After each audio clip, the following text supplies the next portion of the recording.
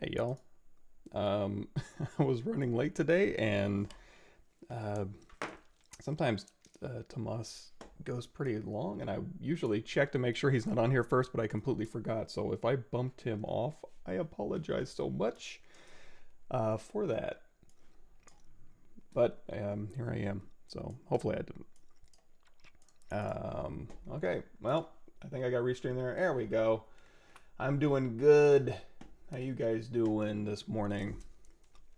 Okay, everything seems to be working. So, what I think we'll be covering today, let me go ahead and just put the screen up here, is kind of the making of, I guess, this scene. And you know what? I can probably just start here. So this, let's go to YouTube.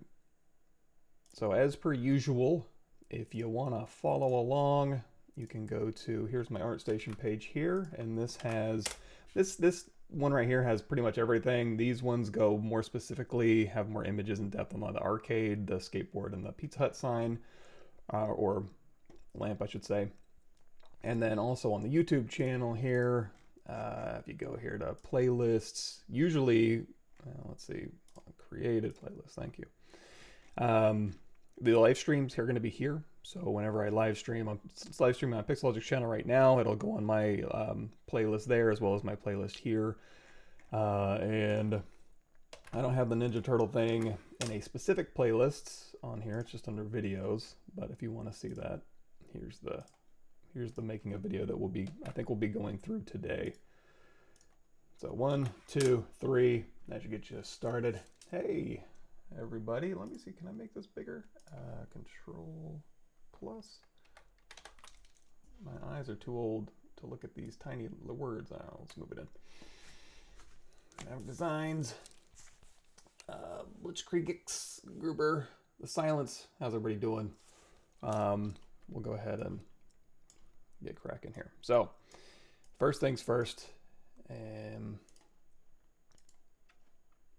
we'll go through here, and it's, so basically, this is the entire scene. We have the arcade, we have the animated texture, we got him holding the skateboard, we got the Pizza Hut sign, we got the brick, kind of the faded vignette brick wall in the background.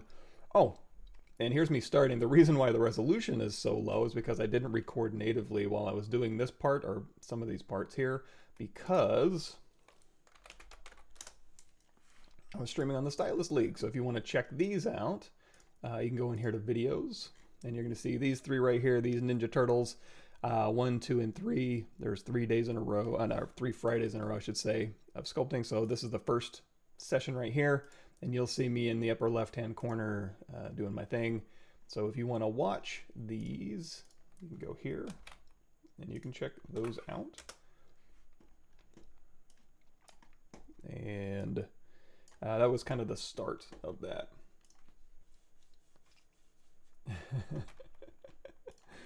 And then let's see here. This one.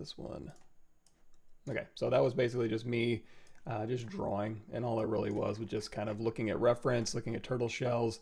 I was originally gonna go like kind of 90s hip hoppy a little bit. So his arm being up in the air, you're gonna see later on when I start posing, and we'll go into the making of all this in just a second, but when I get around here to the posing, his arm was originally going to be in the air because he was going to be holding a boombox. I had some awesome reference for this, but I realized as I was going to set the scene up, you know, doing just the kind of the blockout scene, having his arm up and then also having a big square next to his head really kind of blocked his face a lot. So it was actually going to be something like this. So this is one of the references. I don't remember all the, I just have a bunch of images here, so I apologize to the artist, but you know, it was going to be something like this, but this was going to kind of limit the camera angle that I could shoot from, and also the lighting might have been a little bit tricky. So I changed it instead just to have his arm up, using his elbow as a vector to kind of point at the arcade machine. Here. So we got all that, but we'll go ahead and, oh, and another thing too, as far as the hip hop stuff, I found these again on ArtStation. Again, I apologize to the artist, but it was going to kind of be a little bit more like this, you know, a little bit more urban, a little more, you know, interesting things on there. But then as I was working through it and I got rid of the boombox, I just kind of made him more of a, you know, a 90s Ninja Turtle style like that. So, and yeah, actually on the, speaking of the cheese pull, I did put a slice of pizza on his back during the live stream, but I got rid of that just to simplify things a little bit. So yeah, let's go through here, and I'm going to load up the whole scene here. So let me drop this down real quick. And again, we'll just kind of go piece by piece, and we'll just start remaking him. So, Turtle Power, Michelangelo, accessories, placement, posed, skin detail. Ooh, we got nubbins. And we'll also go into like Wrap 3D, I suppose, and or Wrap 2020 now. And we'll start digging through some of that stuff too. So, with lashes, posed. Oh, they've modified, sorry.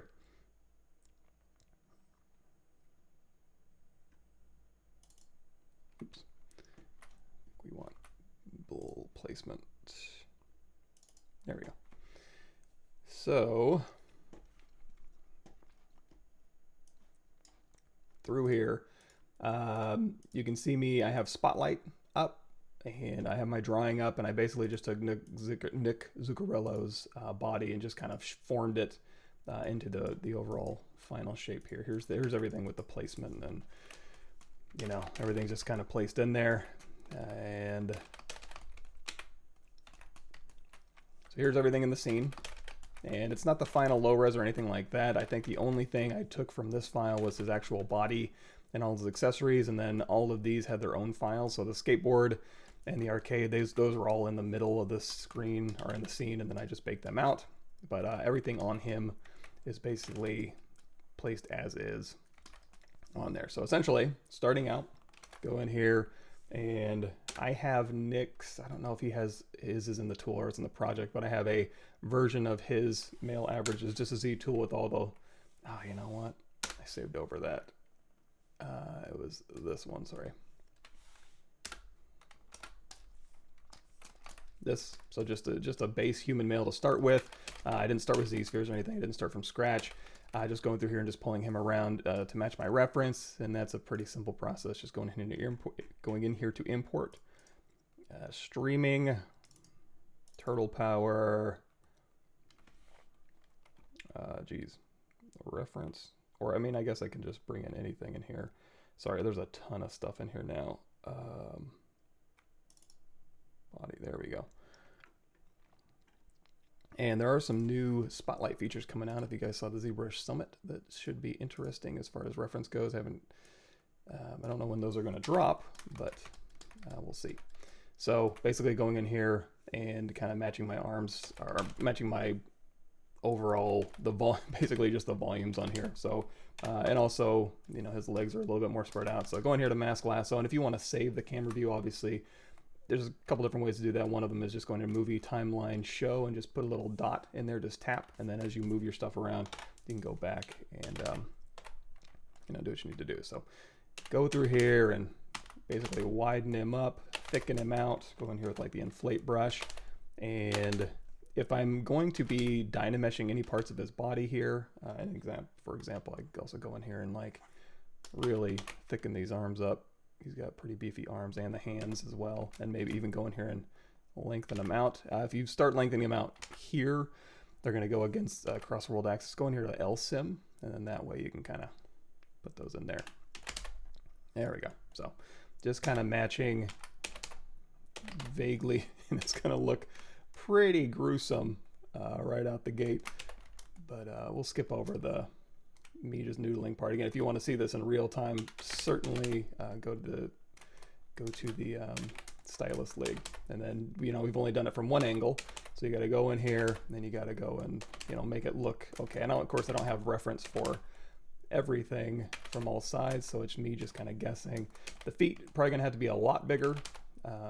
You know, if you put your foot up next to your forearm, it's going to go from your elbow to your wrist-ish, you know. And we'll go ahead and we'll kind of scale that out a little bit, push this forward, and this is basically kind of what I started with.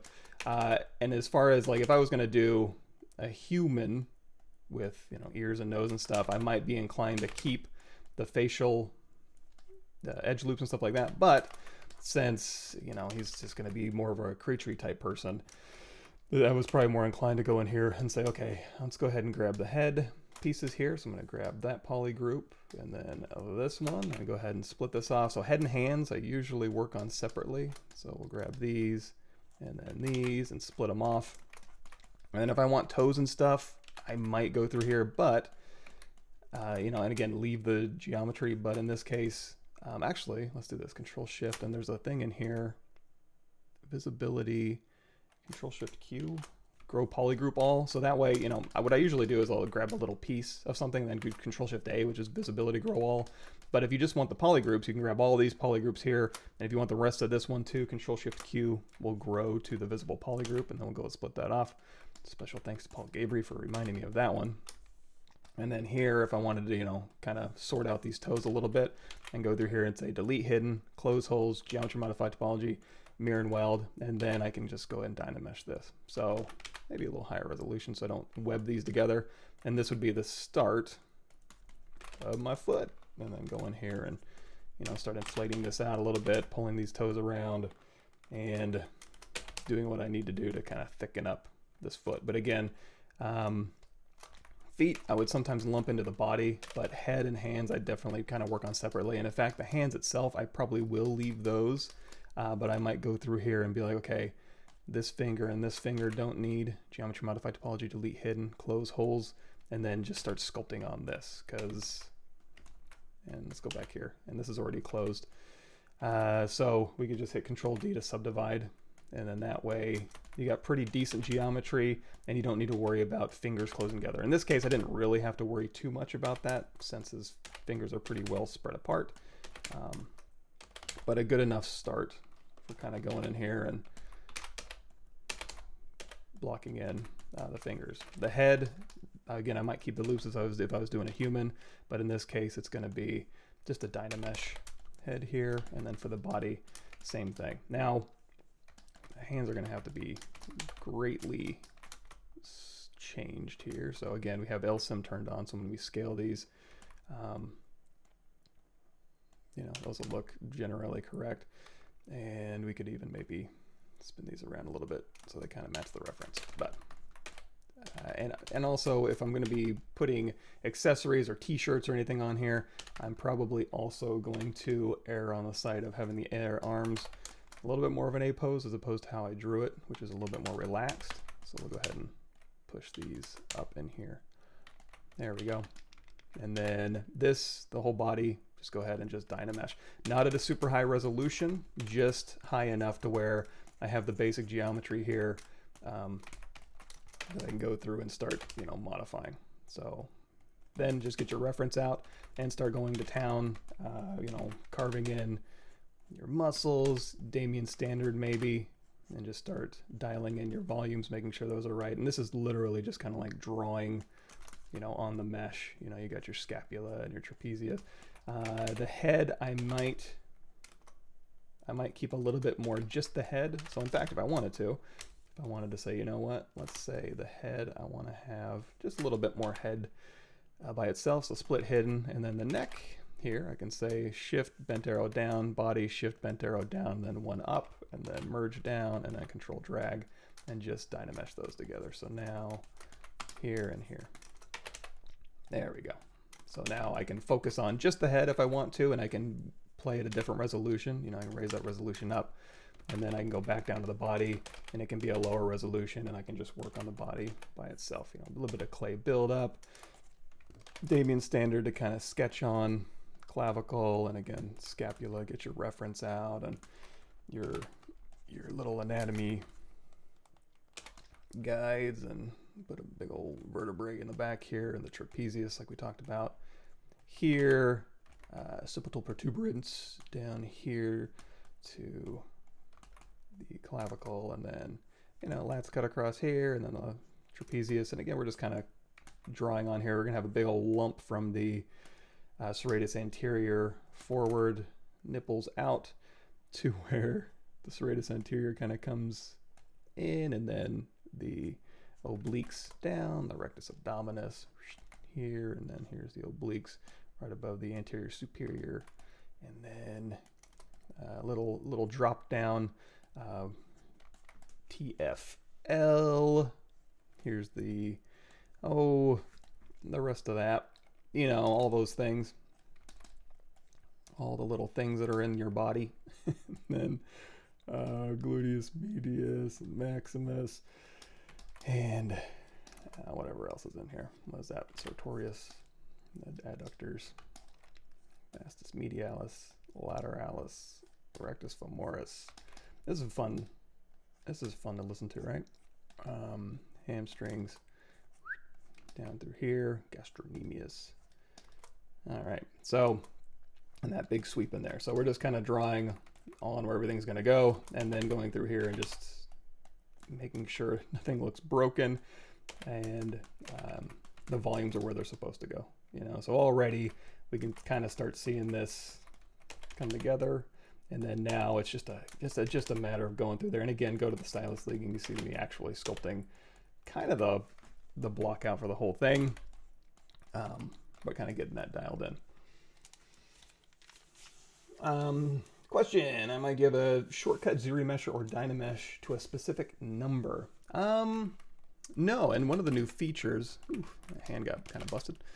One of the new features coming out at some point is going to be the ability to kind of drag from your Dynamesh slider and then pick what that resolution is. If you want to dial it in, this is one of the tips that we brought up during the ZBrush Summit, but Z plugin, you can download and install Dynamesh utility, and you can type in exactly the number you want.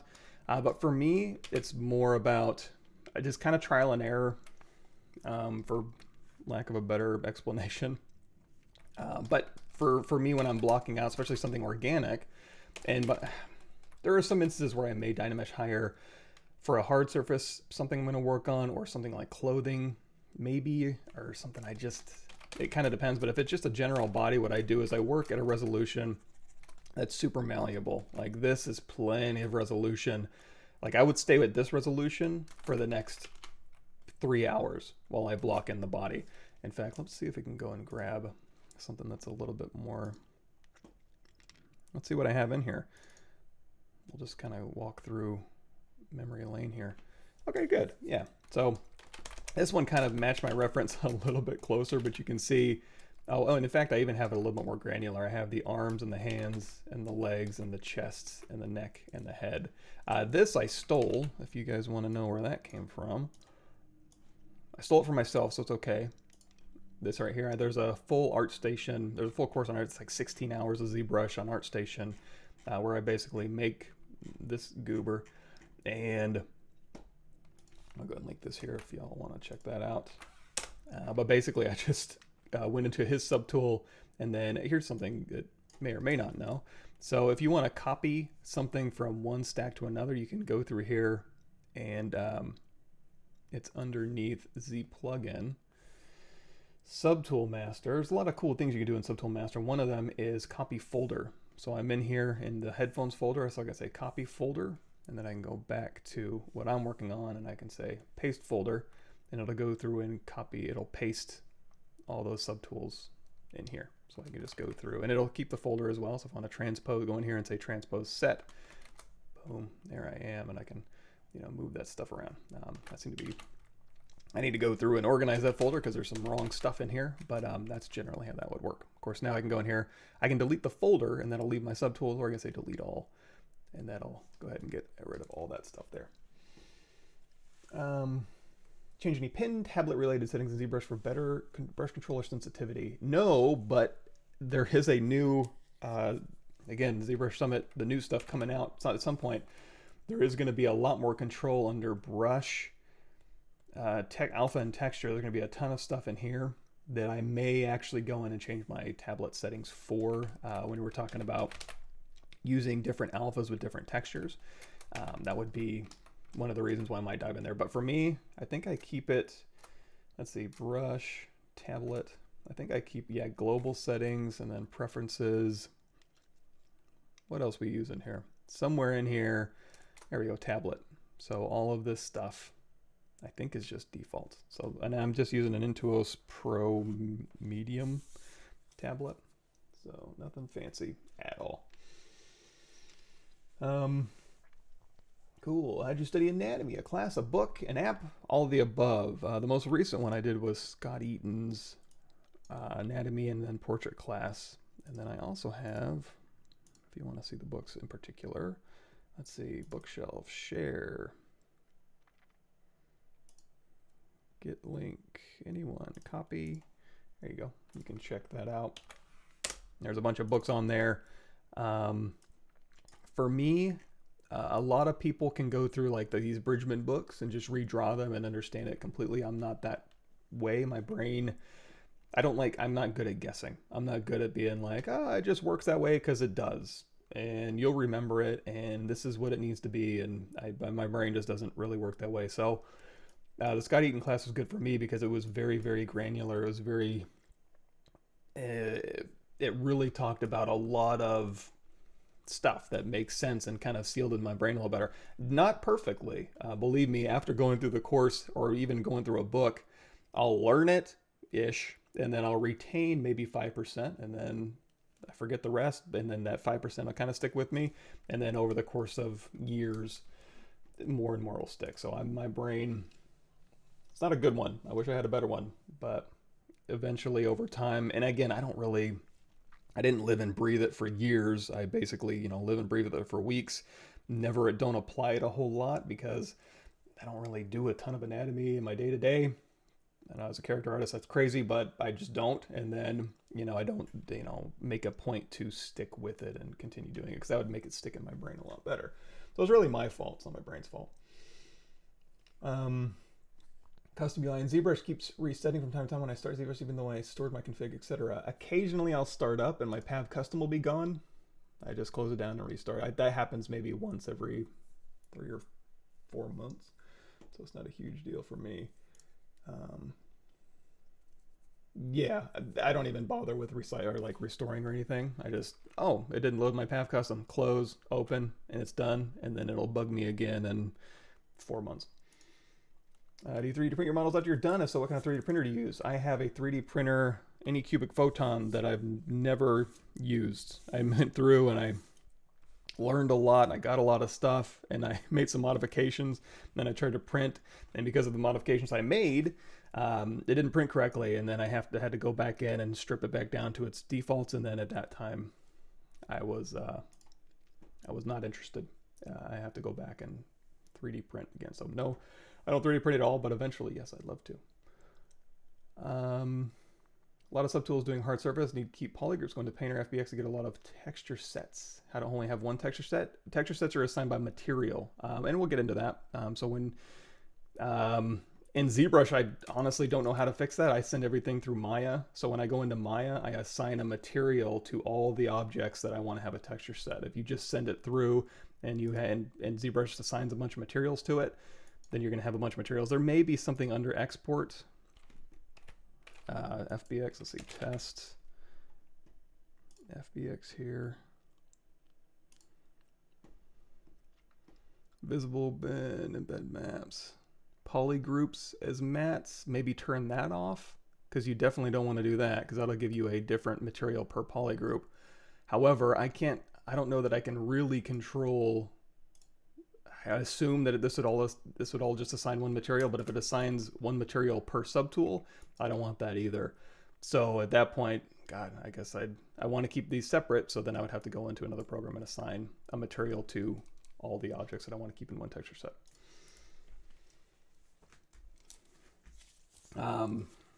Cool. You ever feel the art block thing where you don't feel motivated enough to work on stuff? If you do, how do you get over it?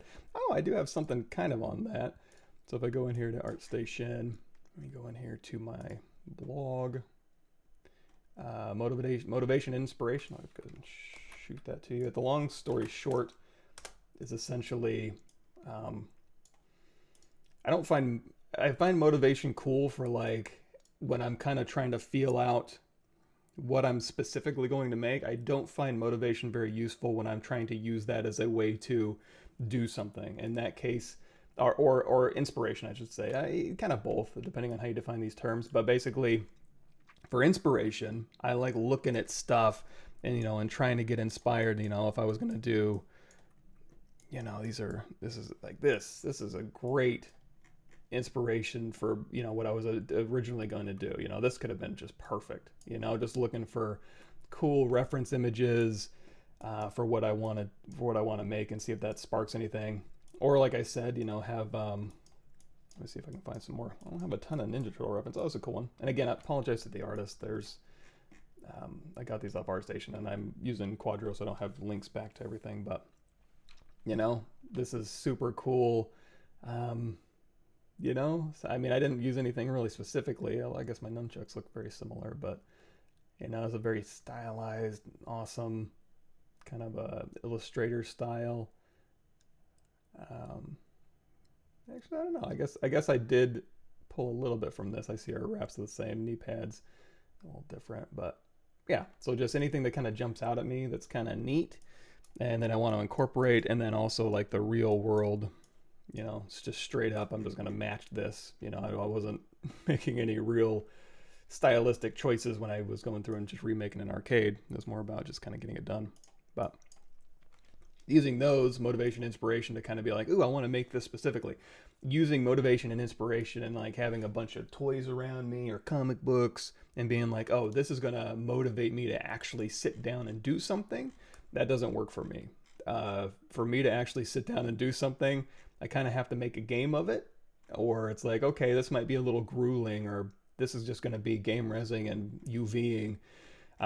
It's more about, I just got to sit down and do it. And the hardest step is actually, sitting down and doing it. If I can get over that, then I can usually get into a pretty decent rhythm. And then especially if I'm going to be doing something like this, where it's like literally Star Trek Voyager over here on my Surface. I have this, I have my reference up, I have everything else shut down, and I just go through and do. And then 3-4 hours later, it's all blocked out, and I go to the next thing.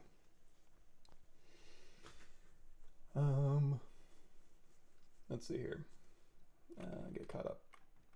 How do I get rid of an extra custom menu? I just realized I made an extra one with nothing in it. I think if you do that, if you go in here and you have, so if you have anybody who wants to make their own custom menu, let me go back here.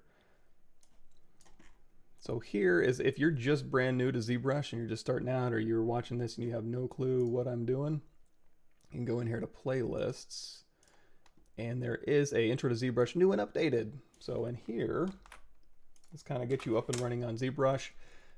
All the weirdo stuff that ZBrush does, I try to pack at the beginning so you can get over that hump early, and then it's all easy sailing from here on out. And then in here, I want to say, I guess we just do a search. Custom. Oh, whoops. Wrong window. Yeah, creating and shaving custom brushes.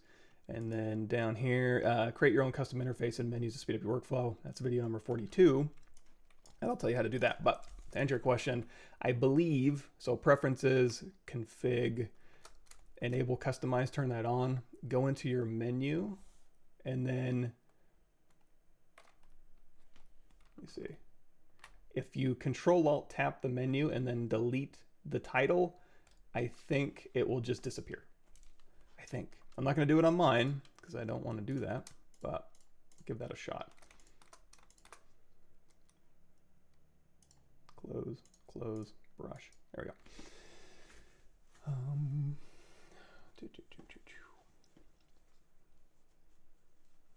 Cool. Good morning, John. You heard your game was coming right along. You guys don't know John. He's making a Skeptics board game, and in fact, one of our live streams I linked to earlier, the live stream full playlist. We did a whole scene. It's got a skull and playing cards. There it is. Seance table all the way through. I think we even went into Keyshot for that one. So the whole shebang, which is pretty rare for me. All clicking and select subtools works great with the mouse, but it's fiddling on a tablet. Is that a tablet setting problem, or is something in ZBrush I need to change? Oh gosh, that I don't know. If I don't have specific problems, it's hard for me to troubleshoot because I can't recreate it on mine. So I have pretty good. Occasionally I'll have a file, or I'll have something subdivided where I'm not, or something low res. And I think if it's very low res, you may have to actually, you have to make sure you alt tap on maybe a vert is how it's selecting. So if you do an edge or a face, it may not select appropriately or something, but I should have a better answer for you. Cool.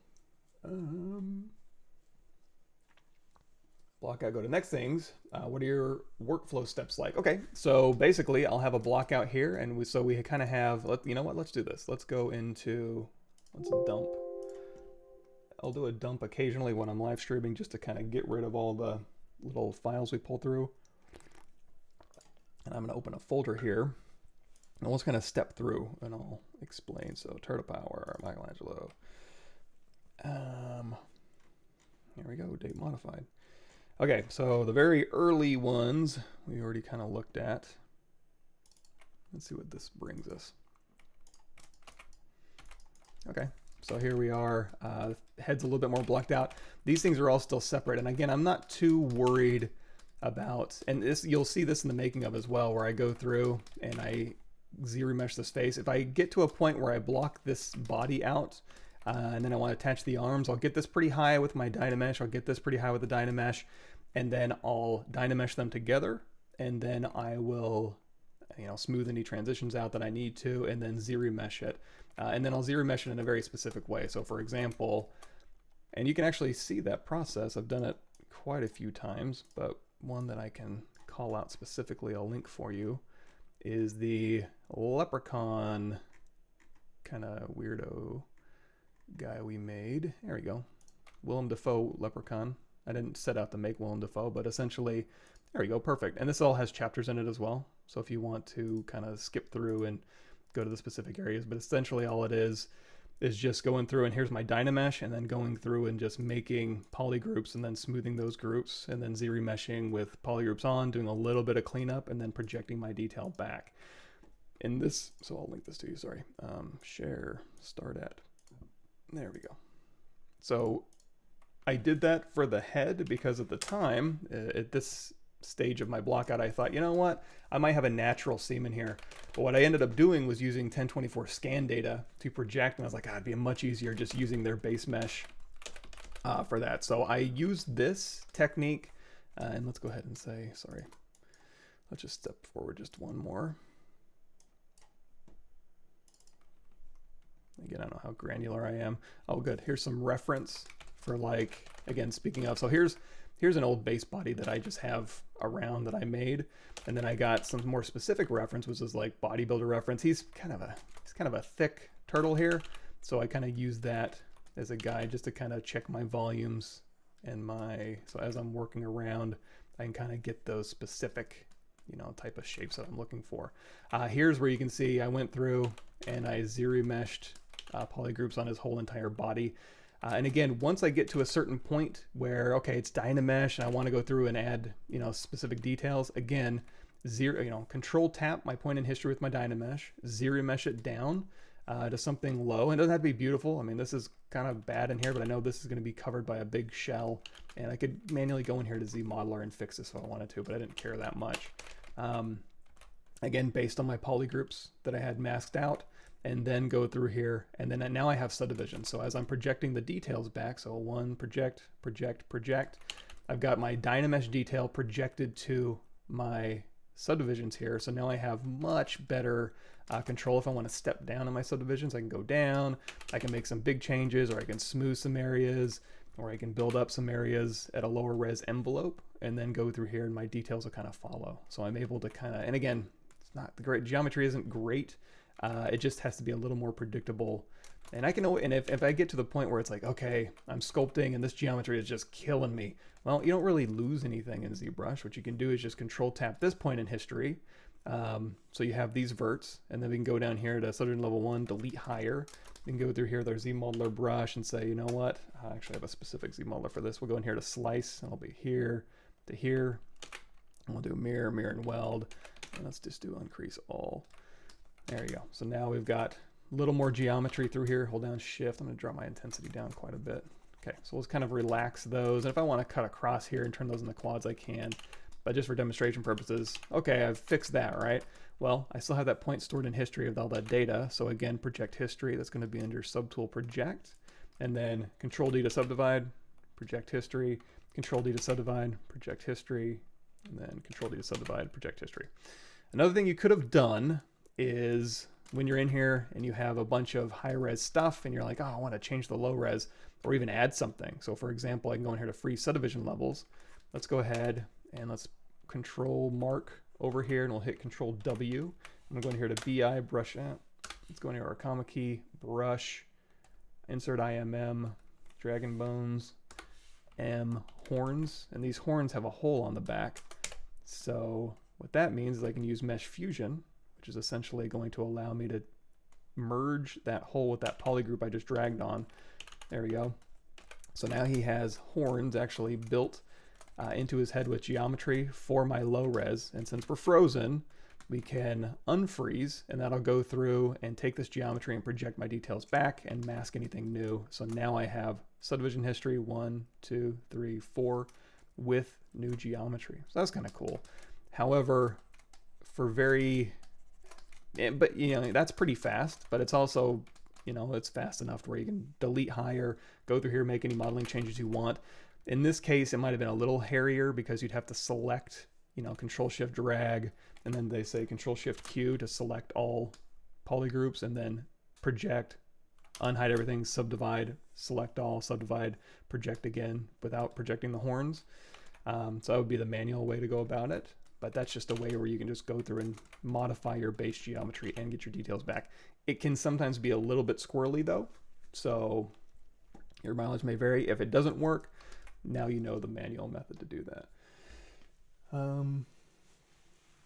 Cool. So, sorry, I'm just getting caught up here. When will the Sculpt off people receive XMD? You know, they kept reiterating during the summit that like, hey, it's going to take like 6 to 8 weeks for some of these things for shipping and stuff, but that I'm not exactly sure. When is New ZRemesh releasing that? I don't know either. Cool. Kickstarter pre-order pledge banner. Excellent. Cool. Awesome. That's awesome. You get stuff manufactured. How cool is that? That's exciting. Yay, John Yu. Yeah, Mesh Fusion. Mesh Fusion is a really fun one. We can do one more of these. So essentially, if you have geometry, this is kind of useful for hard surface too. On my bison, I ended up doing it on the neck pieces. If you want to like add greeble detail, but you don't want to sit there and like go and Z box model it in, you can use Mesh Fusion as a way to make those changes for you. And all it really is you know, you have a poly group here, and if you want to, I might want to modify this poly group slightly. So I'm going to go in here to brush smooth. I'm just going to show you where this is. I'll show you where the setting as well. So here's smooth groups, say okay, and then under smooth brush modifiers, when I hold down shift, you're going to see as weighted smooth mode has been set to 6, which is groups border, and now I can literally just go in here and just smooth just the groups border, just to kind of get that a little bit closer to what I'm looking for. And then BI brush insert. And you have primitives with holes in the back, IMM primitives H, and the reason you have those is for things like this. So we can grab a cylinder here, and then this can even actually go away from the mesh, so you can control drag and it'll actually interpolate between the hole of the one subtool and the distance of the other. We'll go ahead and set this back to regular smooth. This came up in my Twitter. I guess I can talk about this if I can find the damn smooth. 8LMN smooth. There we go. So in my smooth, I have it automatically set to weighted smooth mode of 1, which is stronger. So if you want to, and I think this is also correct, so you have a bunch of brushes in here. If there's some in here you don't want to keep around, go in here to ZBrush. Nope, wrong window. There we go. C program files, Pixel ZRemesh 2021, and then there's Z data brush presets. What I do is I take this, Control C, Control V, so I always have a brush presets backup if I mess up any brushes. These are the ones that load up with by default in ZBrush. So basically I would save over my smooth with Smooth Stronger enabled, and then I would just save over this folder, and then my smooth brush will always have the settings that I want. And I think, I haven't tried this, but if you want to go through here and delete any of these you're never going to use, you can get rid of these, or if you want to have startup brushes. Also, ZBrushes, sorry, it would be under Z Startup brush presets. If you just want to drop things you want to have show up on startup and not have to deal with your default folder, might be safer, then you just put them in here. And then any special brushes you have will just load up like these ZM Slice and ZM Topology. So yeah, fun. Cool. Yeah, the connected to Hornswoggle polygroup is Mesh Fusion, and in fact, I probably have something here. If I ever shout anything out, chances are, if you go to my YouTube channel, just type it in. There you go, Mesh Fusion Basics. Copy link. Check that out.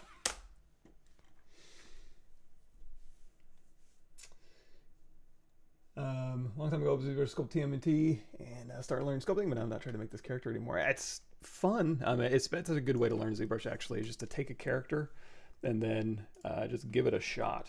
Let's go to the next Michelangelo here. Posed.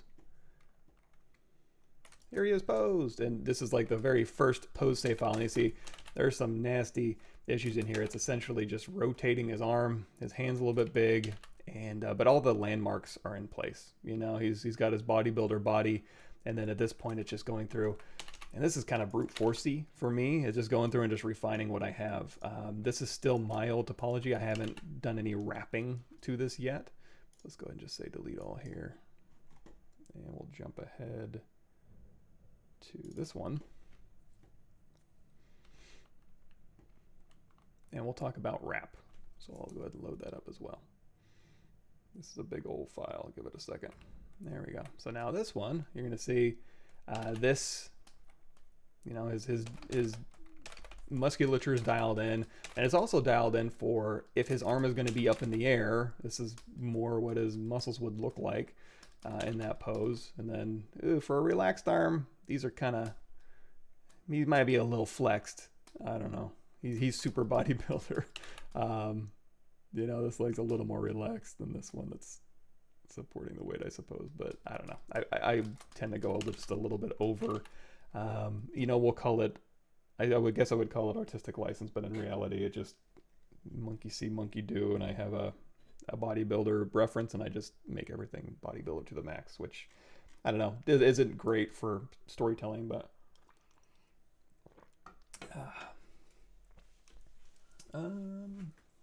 yeah, I'm taking questions. Why not? What does one do if subdividing a mesh you get a smaller micropoly thread that totally destroys the mesh, kind of like Swiss cheese? That I think is a poly count, or maybe even a memory issue. I have that problem too. So if you know, this is 44 million polygons, I'm like, you know what? I want to make a Ninja Turtle made out of knit, and I want to replace every single polygon on here, all the polygon face with a knit face. It would probably give me, number one, it'd probably crash my machine because it would turn into, you know, a billion polygons, but also it would just kind of chunk out. It would be like, oh, I can only draw so many areas. I wish I had a better answer. I haven't really investigated that a ton, but I have had that happen. But usually that happens. I'll show you a case where it may happen. Let's do this. Let's go in here. I was just doing this in my live QA for my CGMA class last night, and it's fresh in my brain. So let's go in here. Let's just do a little exercise. So we're going to go in here to Tool, and we all know nothing is cooler if we're going to be making anything chainmail or knit than a human skull. So Control Shift, grab Select Lasso, grab all these pieces, Control Shift A, Visibility, Grow All, Geometry Modify Topology, Delete Hidden. Let's go in here to Subtool, Delete, not Delete All, Delete Other. Load it back up. There we go. You, Delete Hidden, Delete Other. Okay. And I like to do a quick deformation unify, just throw that ZBrush scale in the middle of my scene. So we have a skull here. And you know what, let's go ahead and subdivide that once, and I'm going to append just a plane 3D, and then over this plane 3D, we're gonna rotate this around. If you guys are like, sorry, y'all are just wondering like what the hell I'm doing with dynamics and such, you can go to, I get my ArtStation page, and ZBrush 2020 what's new, 2021 what's new is going to have a bunch of stuff, and then I have all the stuff broken down like 2021.5, 0.7, 0.8, or not 0.8 yet, but it's all broken down. But in all of these, if you go in here and you just click on the YouTube link here, you'll see it has everything. This whole playlist contains 91 videos, so you can check those out and get caught up. Now the point of this is dynamics. So we're going to go over here to dynamics and gravity. Now if you have gravity up very much, and let's go down here to our dynamic in here, dynamic subdiv. So dynamic by default is going to turn smooth subdiv up, so we're going to turn that down to 0, and then we're going to say, you know what, I want a micropoly, and we'll do, excuse me, chainmail. Now these are just instances, so all of these chainmails, all these little links are just this object right here assigned to every single face. So while, and again, it's just fake, it's not fake, it's instance geometry being driven by these faces. So if I go through here and I say run simulation, it's going to fall to the floor. But if I go in here and I say turn the inflate down, because that's going to be the kind of the bubble around your collision volume and the resolution of the collision volume here. Now it'll stick to the face and fall to the floor because we do have our floor turned on and our options floor collisions turned on. So now you're going to see it's going to drape over there. However, it's still fake. It's still just instance geometry. But you're going to see when this fell, these things started getting real stretchy. So there's two ways to combat that. Number one, you can turn down your gravity strength a bit so it falls slower, and that gives more time for your simulation iterations to catch up, and it'll maintain those relationships or those distances between those verts. Or you can do it manually.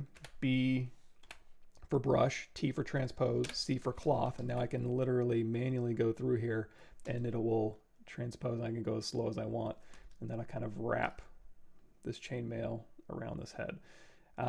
Again, it's going to kind of start stretching that geometry, especially if you go fast. In fact, you can just pull it through, but you're going to see it's not going to give it enough simulation iterations time. So you can go up here and crank up your simulation iterations. You can move up your firmness. You can turn down your gravity, and it will try to maintain those distances a little bit better, but it also might just be a little bit of cleanup once you're done. And again, since it's just geometry, you can just literally go in here with your move brush and, you know, move around and pinch and whatever just to kind of dial those in.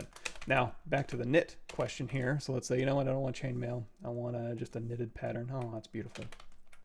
And you know what, well, I guess I think what you could do is go in here and just say, let's do gravity up a little bit and run the simulation. So we're just going to do like a little knit cap on here. Let it fall. Yay. Alrighty. And again, it's just geometry, so I'm going to go out of dynamic, control shift. I need a place for my face to poke through, so I'm just going to go through here and slice that off. Delete hidden, ZRemesh, same, depth size down to 0, and get some new geometry on here. It tries to make everything nice and square. Let's do double. Oops. Same, double ZRemesh, sorry. There we go. So now if I turn on my knit, I have a little knit shawl here.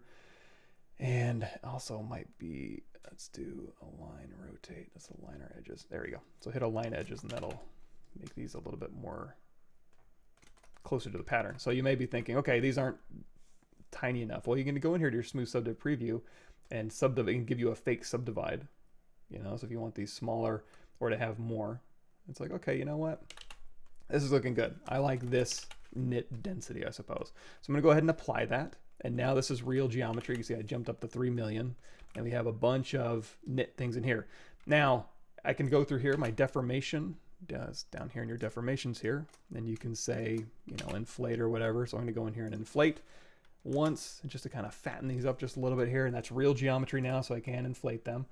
However, if I go back in here, I'm like, you know what, I want to smooth preview this, you know, just once. So I'm going to go through here and I'm going to say, okay, turn on dynamic. Oops, let's do a mesh cleanup. Let's undo that. So I'll turn off dynamic here and go into mesh integrity, fix mesh. Okay. So we go in here and we turn on dynamic, and all of a sudden it does like this, where it's like, what the hell? And that's because it's replaced every single face of that knit with another knit micropoly, and it's subdivided once. So we just jumped a lot of polygons. So instead of crashing, I'm assuming, it just went through and said, hey, that's a lot you're throwing at me right now. And honestly, I didn't even want that. I'm gonna turn micropoly off, and then smooth subdiv I can use for my dynamic. So that's the only time I've gotten that, is where it just, like literally, if I wanted to go through here and put a knit on every single face on my new knit, which would be nuts. Not really what I wanted. It does kind of do that Swiss cheese thing. But it might not be what you're running into, but you can get my UI. It's on my Gumroad underneath ZBrush, intro to ZBrush files. I don't know if I've updated for the latest though. But honestly, the custom UI, the video I linked earlier, super easy to go through. And honestly, I would say make it your own. Like you would probably use ZBrush different than me. So it's robust. Workflow demos on the scene. Let's see your painter workflow on the arcade skin, etc. Probably not. I don't know. I don't have as much time as I used to, and that would require quite a bit of time. But I'll see if I can touch on that today, or on my Thursday live stream on my channel. We can definitely get into Painter, and it's pretty. My methods in Painter are pretty straightforward, which is a good thing, I suppose. Okay, if I miss any comments, I apologize. Just keep shouting them out, and I'll probably see them. Cool. Oh yeah, remove the name, like Gray Shack says. Recommendations or tutorials on sculpting heads. I like, if I'm doing realistic heads, I like scan data, just to kind of go through and look at the, so I got a ton of that. I don't know if I should pull any up. I guess I can. Let me see. Just a matter of me diving into my reference library, scan data, scan models, reference pack. Also Anatomy 360 is kind of cool for that. Okay, expression bundle. Yeah.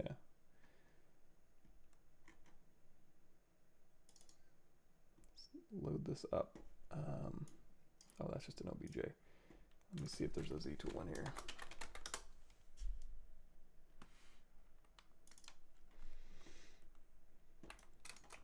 Yeah, so, load up some scan data. I'm going to go down here to texture. I guess we can throw this on. Texture map off, and then you can kind of see, just kind of using this as a guide for, distances and draft and where things kind of end up is a really good reference, and you can see it all in the round. So that's nice. And this is from ScanStore, 1024 ScanStore. Trying to think. On the bookshelf I sent out earlier, there's like specific. This one we were referencing earlier. So let me see. This one. I want to say there's even stuff for head specifically, head and neck, right here. Forms of the head and neck. I want to say there's other portraits and head stuff specifically in here. Anatomy for 3D artists is a good one. Anatomy for sculptors is a good one. Is there anything? I'm trying to find all the head specific ones in here. They're all good, and it just kind of depends on how much time you want to devote and taking notes and going through the steps and drawing and learning and cementing it in your brain. You might have an easier time than I do. Go ahead and say delete all. Delete all. So now that we have, our guy, you're going to see I have some extra nubbins because I went further ahead. So essentially these nubbins are from the ScanStore. So this is a base mesh. Oops, didn't want to slice. Let's go back here to select rectangle.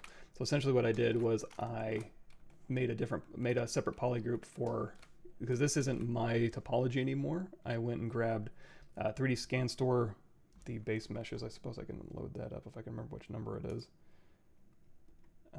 Non-expression body bundle. I want to say it was like male 03. So the problem is how do I have my sculpt with all my sculpted Ninja Turtle detail, and then also use, there we go, perfect.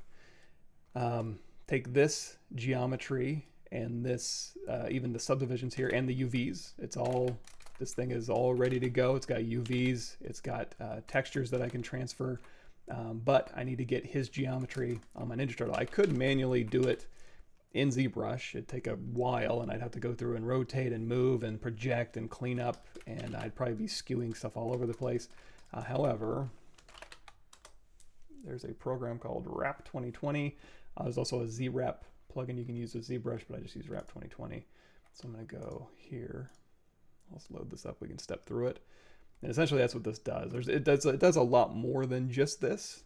You can actually go through and, you know, snap base topology to different expressions to catch all that information here. But basically I'll just start with the scan. So here is the scan that I want to snap to, and then I got my sculpt in here as well. And with both of these I go into select point pairs, and then I have view visual editor, and then I literally go through here. You see there's a sync views turned on. So while I'm in the head, while I'm in the head area, I can go through here and be like, oh, you know what? When the computer is looking for ways to place this, I didn't care about the ears because I'm not matching an ear to his ear. I didn't care about the nostrils because there are no nostrils on this guy, so it just ends up where it ends up.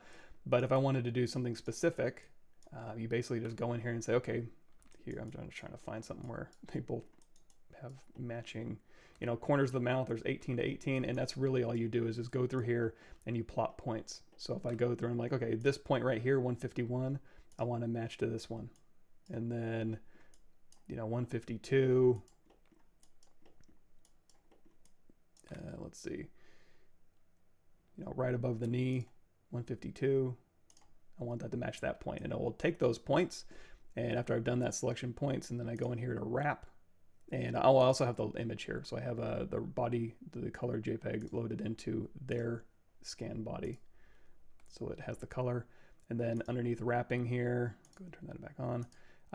I can go in here to compute, and then I'll just go through and start wrapping my, so here's my sculpt sitting there, right? And then his geometry is in the A pose, and then it's going to go through and match the points. It's going to do a rough pass, and then it's going to do a high res pass. And he also has 5 fingers. I only have 3. He has 5 toes. I only have 2.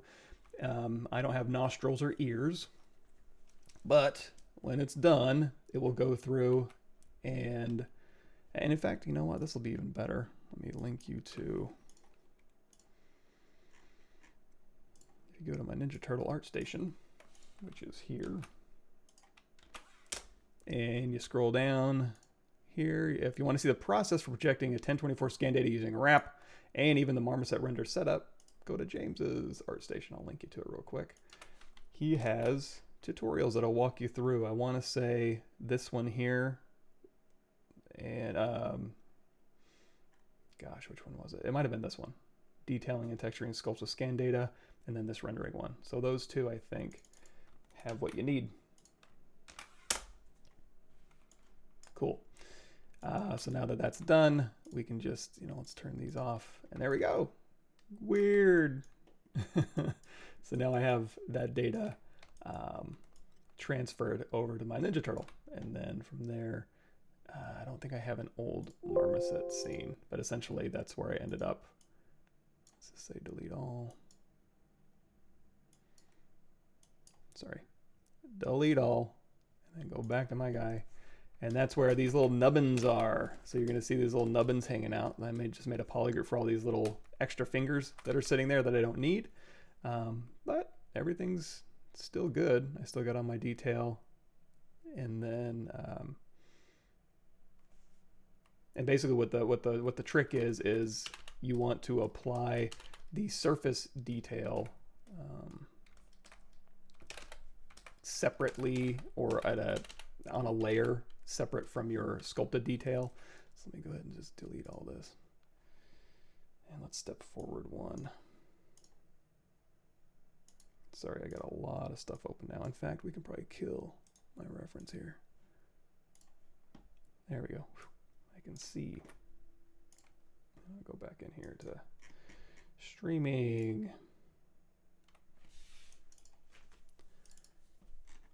All right, date modified. So posed, nubbins. We'll skip forward to the next one here. And this is all transferred. Oh, one thing I should bring up is when he was, let's go in here so we can see this a little bit better. So here he is, all his skin is all transferred, and this is in, so here's the texture on for the human. However, you're gonna see, I did go through and clean this up. I was able to clean it up in ZBrush. If you wanna erase something in ZBrush, one thing you can do is you go in here to, and you also, because here's the thing, you have color and you also have height information. So, and this is also good for scan data, just general scan data cleanup. So if we go back here, I use this. This was a ZBrush 2020 point. ZBrush 2020, what's new, I think. So one release back, but, so this is the extraction. So extraction brushes, and I also use this for like cleaning up the scan data. So if you have like errors with color, that it's not picking up color, and you also, you know, you got bad height information, you can literally just extract the height and the color information from one area, and then you can use that brush to go through and paint it on to another area. Like so. So that's how I basically went through and cleaned this up. So this specifically, I guess, you know, we'll start at index 23. There's the ZBrush 2020 playlist, and specifically the cleanup I'm going to be talking about here. So that was me manually getting rid of, you know, any weird stuff I didn't want on his body. You know, I just transferred the texture to the Polypaint, and you can keep the texture separate. I don't know if 34 million is enough to keep the, you know, 8K or 16K. I think these were 8K amount of information, pixel data. I don't remember the exact math that would determine, and it also kind of depends on how much space you're actually using, to be fair. Sorry, I'm just closing these down. But having said all that, how I would go through and extract information from one area to another would be, again, using the extractor brushes. So if I wanted to, I guess, like erase a nipple, but also use like skin and skin colors and skin textures from an area that's similar. So BX, brush extractor brush. If you want this to be higher resolution, go in here to alpha, and you can see there's a from brush. That's basically hitting G on your keyboard, but the alpha width you can change. So let's change this like 256. We'll turn that off. So now when I hit G, so you're going to want to make your brush size about as big as the swath of area that you want to copy from. You're going to hit G and then just drag across this area and let it capture. Give it a second. This is a lot of information it's capturing. There we go. So now we have the alpha skin texture and the skin texture, and then the alpha, the height information. And then I can just take that and use this to kind of, again, just kind of brush over that. And you can use this in all number of ways. So that's how I got rid of, you know, the bikini area, and also his ears and his nostrils and stuff like that. You could also do it in Photoshop, I suppose, but it's easy enough to do in here as well. And then you could go down here to texture map. So UV map we can set to 8192. Texture map we can go to create new from Polypaint, and then just transfer a Polypaint to a texture. Once that's done, you can hit clone texture here. So here's the new texture we just transferred. Clone texture, exports. There it is. I usually switch this to, we'll just throw this I usually switch this to PSD just to make things go a little faster so I can skip a dialog box. We'll throw this on our desktop here. Save, and there we go. To make ZBrush run a little faster, I usually have the textures off in here. If you have a big old texture loaded in your texture thing, it might slow your performance down a bit, or at least it used to. So yeah, and that was it. That was it. Go through, delete the nubbins, project any error, or, you know, clean up any errors and stuff like that. Projecting detail if you want to, even while you're in here in your render. You go in here to render properties. You can turn on way below with a wax preview. And then under your material wax modifiers, you can crank up that strength a little bit. You can get a little fake subsurface scattering going on. So now we have, that's probably a bit much. There you go. So now we have naked Ninja Turtle guy. Now, if I wanted to change the Polypaint, we'd go in here to Polypaint, adjust colors. And then, and this one, you could select specific colors. Like if you wanted to select just the red areas, and then you can change the tolerance. So if we say mask here and change the tolerance, there we go. So we can grab just specific colors, inverse mask off. There we go. This doesn't have, I mean, he's all pretty skin toned, so it might be a little different. Actually, let's do this. Let's say, I'm gonna grab something a little bit more specific, or this color in here, very specific color that's in there. And then we can say we want to mask that, and then we want to invert that mask. So now everything but that color, and then you can change your tolerance in here to grab more or less of that color. I didn't do that for this particular thing. I basically went through here and adjusted hued it over to a green, and then played around with the RGB intensity. The RGB, you can even go through by channel, red, green, and blue intensity separately, along with your hue and your saturation, the hue intensity down here. And you can even tint if you wanted to like tint the whole thing with a green. You can put an overall tint over it, so it's up to you. But contrast, so I just basically played around with these settings in order to get, to change my Polypaint. Now I'm trying to remember. No, I think I did use something like this as my new Polypaint base. So again, go texture map, new from Polypaint, and then export that out. And then in Photoshop, you can kind of mix and match, and kind of blend whatever you want. But I think I pretty much used this wholesale before we got into the scales part. Any alternatives to ZWrap 3D? I mean, you can do it in ZBrush. It'd be a pain. It wouldn't be like me going, oh, load, click some dots, save. If I want to go back to that file, wrap, and then literally I can go do something else. Like while it's doing that for 5 minutes, I can go and, again, watch Star Trek Voyager. And, but you can do it manually. You can literally just go through, and you could even, maybe we talked about dynamics earlier. If you remember, there's that collision volume. So turn that inflate down to 0. You can move your low res into place of your high res, set that high res as a collision volume. And in fact, in ZBrush 2021 demos, I did that. Oh my gosh. Come on. This one here. So the topology. Here's where you can go through and this is just geometry, and then using dynamics to kind of wrap or kind of it'll go to your collision volume. Then you can just use project all and your project brushes. Here's me taking a completely different body, using dynamics to simulate out, and then just using project brushes. So you can do it manually. It just take you a little while. And again, you might have to do a little bit more cleanup, but it's doable. So ZBrush would be the alternative, I suppose. But again, it pays for itself, me using it once and saving time with all the cleanup I have to do.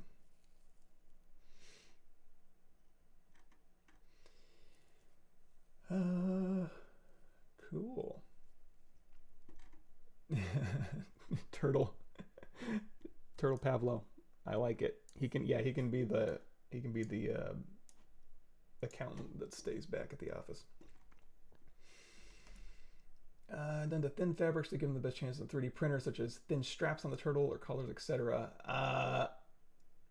That's kind of like the tolerance level of your 3D printer and how much. I would say probably, again, I don't 3D print anything. I mean, I've had stuff 3D printed, but I've never gone through and messed around with that, so I probably wouldn't be the person to answer this. But same thing if you're doing details on that thin fabric, you probably want to use the contrast deformers or put on layers and overcrank it. You're probably going to want to overcrank the thickness just a little bit, especially if you're printing at scale. If this guy's going to be a miniature that's, 1.5 inches high, then these straps probably, and also you want everything to be airtight. So in this case, I might go in here to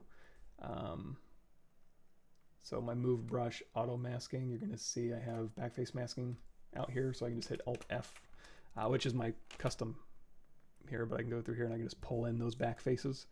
Make sure those are all nice and watertight, first of all. And then also, if I turn, I can invert.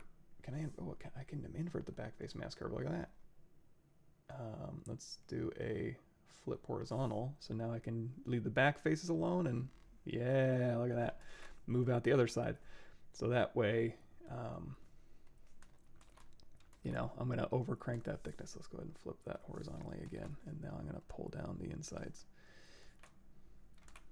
So yeah, if it's giving you trouble and you want to Dynamesh or union those together, you probably want to err on the side of straps that are too thick, and just for readability and to make sure that your 3D printer can do it. Of course, I'm not a 3D printer guy, so yet give me some time. Oh, I can't read that. Gorillab. Hello. It's dark blue on my screen here. Tearing on a t-shirt live Boolean is a good way. Is there a faster way? I would do that with the, do I still have that head? Yeah, fabric tears. This is another thing I went over in my CGMA class. If you wanted to actually have holes and not just be like a t-shirt like this with a big tear in it that goes underneath of something that you're going to bake out as one mesh, then I would say if you're going to have holes in something, you gotta say delete higher. Oh, that's a bad example because it's all, let's go here, delete higher. So let's say this is fabric here, and we'll subdivide this up once. So this is my fabric, and again, I'm not gonna be able to push in anything, so I'm gonna go through here and I'm gonna say this is a hole, this is a tear, you know, this is a tear, delete hidden. I can go through and like mask this, and then we'll go ahead and hang this a little bit. So we'll turn on our dynamics, turn off our collision volume because I don't want to deal with that. And then just gravity down, run simulation. There we go. So now we have holes in my fabric. Now, does this look great? No, but at least you have holes in your fabric now that you can go through and, you know, BSH snake hook brush and put your tears in, and, you know, whatever fabric detail kind of tears you want to add to this, as well as you can use IMM brushes to insert threads through here to kind of sell that a little bit better.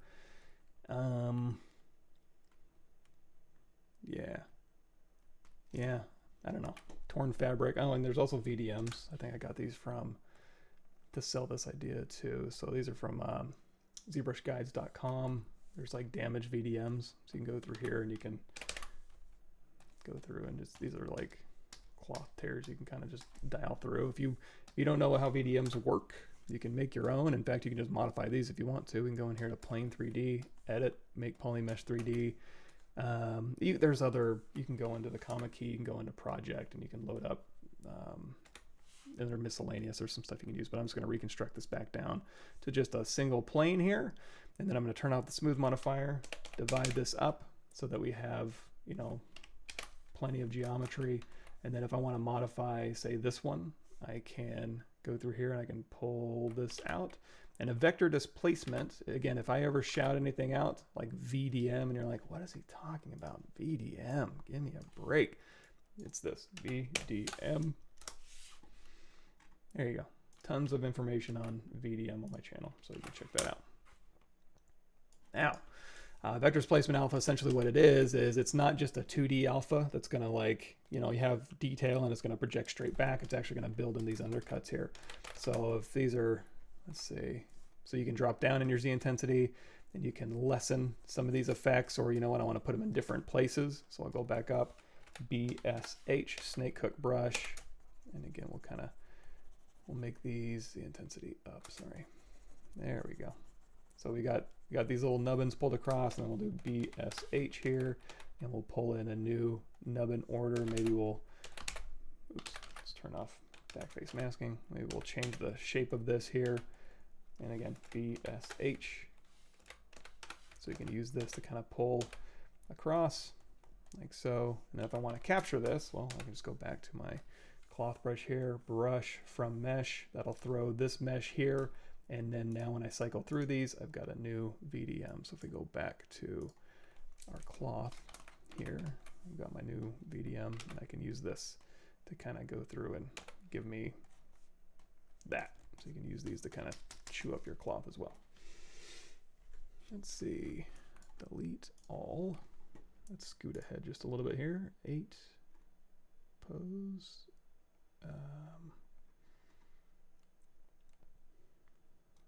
Bake, placement. Yeah, I guess this is kind of the latest one. What are the benefits over Rep to the ZRep plugin? Rep has a lot of other functionality. Like I said, you can batch through multiple expressions using the same base mesh with different markers if you wanted to. Honestly, I'm sure on their website they have the pros and cons of all that. But I just have a Rep license, so that's just what I use. No point in me getting ZRep if I already got Rep. So for me specifically, let's go to Alt-S here and go back down here. Cool. Rap 2020 was the name for that. Cool, thanks for the kind word. Imperial Walker. Let me get a drink here. Is there any way to create a fast circular brick pattern ZBrush? I just placed a brick hand by hand. Oh yeah. So let's just grab a cube 3D. We'll make it vaguely, let's make Polymesh 3D, make it vaguely brick-like. Oops, BTR for regular old transpose. Hit comma, go in here to arrays, and one of these, I think they used to have. So here's a brick, like an array mesh with just bricks. You can just load this up here, and then I'm going to go over here to my array meshes and say lock position, lock size. What am I looking for? Transpose, hit Y, and then now I can go through here and let's go to transform section 1. Oops, E, C, W. Nope. Sorry, I'm terrible at using that transpose line now. I don't use it anymore. So I'm going to scale these manually, maybe. Okay, and then what's stage? Is it this one? Offset. So you can kind of play around with this one to kind of get you an X amount. Let me see. Offset Y. Here. Goodness. Let's do Y and then click above so we can get a little bit more granular. There we go. So here's my brick wall. And then if I want to make this, we can try this. Let's go in here to, actually, let's do this. So I have my, see how we had that polarized cap? I don't really like that. I'm going to go to ZRemesh half, depth size down to 0, detect edges, and then ZRemesh just to get new geometry that I can twist. So we can have this, and then we can say array mesh. That's not going to let me convert, but let's do this. Convert BPR to geo. So now I have real geometry, and I'm going to go to the middle, and maybe, everybody cross your fingers, bend arc. We can bend this around, change this radius. We can just kind of bend this into a brick, like so. And in fact, I may be able to go in here, and there is a crease. I should have done this before I applied them, but we can maybe do it here. Hold down Control and just add a little bevel in between all those polygroups here. Now we've got, let me hit D for dynamic. And I don't know, I guess you can increase those if you want, but here's a little circular brick wall.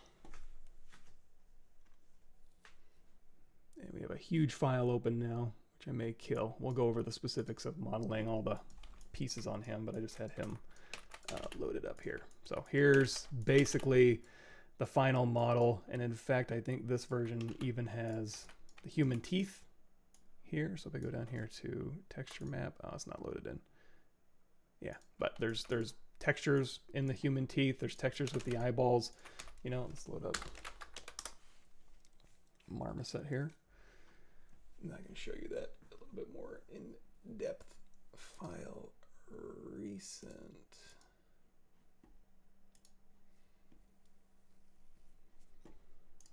Let's see here. See your wrap.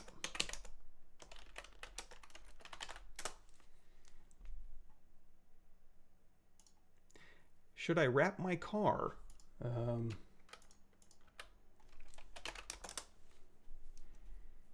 Hey, look at that. I knew they did. Facial expressions pipeline, optical workflow mapping. ZWrap can resolve all your needs except for texture transfer. Texture transfer is nice though, but let me check that out.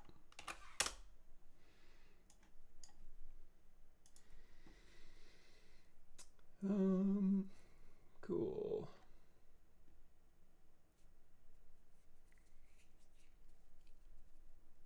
Yes, it is definitely difficult to get a job as a character artist. Last I heard, there was this was back in the day, there was like more NFL players than there were character artists in the industry. There's not a ton of them. And I mean, character artist is kind of a loose term. You could be a character artist, but as far as like, yeah, AAA game character artist, you know, Naughty Dog style, there's not like thousands of those jobs, you know. So here we have the entire scene, and specifically just him. So if we go through here, and I'm gonna go through and see if I can simplify this scene just a bit. So here, so the lamp had a lot of the lighting built in, but here he is, just him. And let's go in here to our sky, and we'll say, let's go into the sky light, and we'll change that brightness up just a bit. There you go. So you can kind of see him. And again, like I said, he's got the lashes, the realistic eye textures here, and that's all in that setup scene that I sent out earlier. And in fact, let's go in here. There we go. So there's the eyes and stuff. And these are straight up from ScanStore. Is this the latest ZRemesh release? You see anything in the new version that may change your current workflow? Yes, there's a lot of cool stuff. This isn't the latest ZRemesh, so they haven't released that to my knowledge. But yeah, they, in fact, on their channel, they did go through and they on their videos, they have broken up into individual videos, part 1, part 2, and part 3 of the new features, so you can check those out. Mechanical Gorilla Skull, can I skip the Hedis UV process because I can't buy it? Sure, absolutely.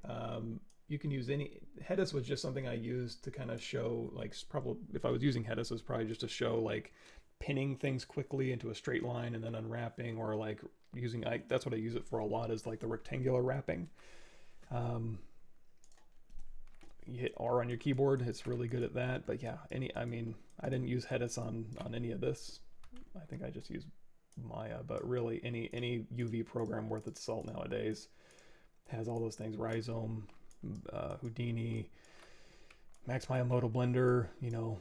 ZRemesh has UV Master, which I probably used at some point for something on here, you know, so yeah. Yeah, exactly. Very few character artists probably make NFL player money, unfortunately. You're right. Graphics tablet is just an Intuos Pro medium old 2048 levels of pressure sensitivity, probably. Cool. I'm just going through the making of this. So let's get a little bit more specific. Let's do this. Let's say this can probably get out of my scene here. So we're still playing with the Ninja Turtle. So let's talk about the creation process for some of this. We're going to say delete. Always okay. Delete. Delete. Don't need the wall. So all these things here. Okay, well, you know what, we'll do the shell. So for example, this shell here, pretty easy to set up. There's some kind of weirdo stuff going on here. Actually, you know what? We'll go through whatever's on the page we were watching. Sorry, so here on my ArtStation page, here, you can check out the making of what we're talking about today. And in here, we got the video, and let's just step through real quick. In fact, let's slow it down just a tiny bit. Playback speed 0.5. And we'll just go. So here's where we were doing the block out earlier in the thing. Okay, so here we go. We got the turtle shell. We're going to slice, and then we're going to slice, and we're going to ZRemesh for all those things. And then we're going to use topology brush for the strap. So let's do that. So for the turtle shell, first I need to find something without subdivision history. And what I usually do is I'll have a null thing just sitting in the middle of the world that's just a polygon. And I usually have like mirror and weld with X symmetry turned on. And you know what? Let's do that. This is going to make it a little bit easier because I was working on all this stuff while he was in. So pre-posed. Posed. There we go. I'm going to load this one up. Yeah. And I'll take this one and say delete all. So again, I have my, this is a name catcher as well. So I have just a little null object sitting out here, and I'm going to go in here to save as and save as the Z tool, and then I'll keep the name. It'll catch the name so I don't end up actually accidentally renaming something important. Oh, thank you. And so we got that. So now, perfect. I want to put a turtle shell on him. So I have this null object just sitting in here. I'm going to go to BI brush insert. I'm in primitives, hit M, and just grab a ZSphere. You all have access to that. We'll have X symmetry. We'll just turn this, do this, split mask points, W, scale this down, move it into place. And I want the shell to kind of follow his back. I don't need it to bubble out, right? And I could go through here and like Control Shift and select lasso and literally just get like that part of the shell, polygroups, auto groups, and then just take this one here and just say delete hidden, ZRemesh half, tap slice down to 0, and get a shell going. But probably what I did, if I remember correctly, is just getting something more specific. So, oh, you know what? I am going to load up Quadro so I can show you guys.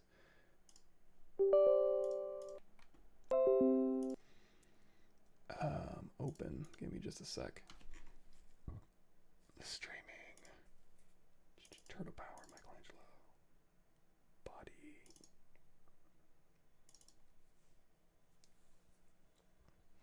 There we go. So, turtle shell I was looking at. And turtle shell I was looking at. Coffee's too hot. Give that a second. So you can see like, yeah, like these little spikes I pulled out. This is the overall shape I was going for.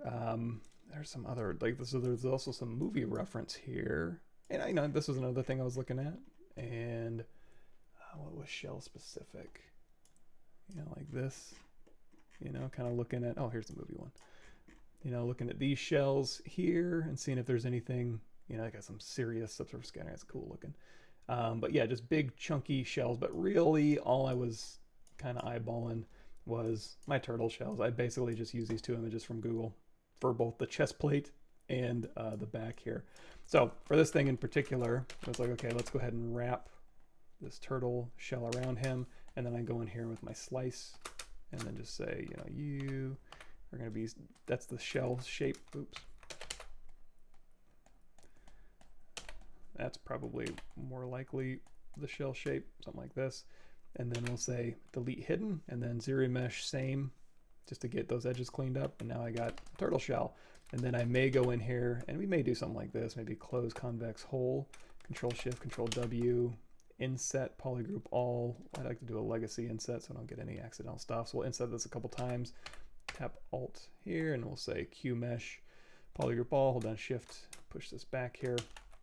And now we've got our basic turtle shell. Now, I did have a ridge around here, right? But this was basically what I started with. If I want to go ahead and start subdividing this up and just figuring out like where I want my cuts to be. Now you're going to see in there, I did go through and polypaint those cuts. So let's see if I remember how to do that using polygroup it. So basically I want a shell back here, but I also want this to be different. So I'm going to pop these out. So we're going to hover over an edge with ZModeler brush, BZM, and we're just going to polygroup these two, say delete hidden. So this will be kind of my strip. And in fact, you know what I probably did?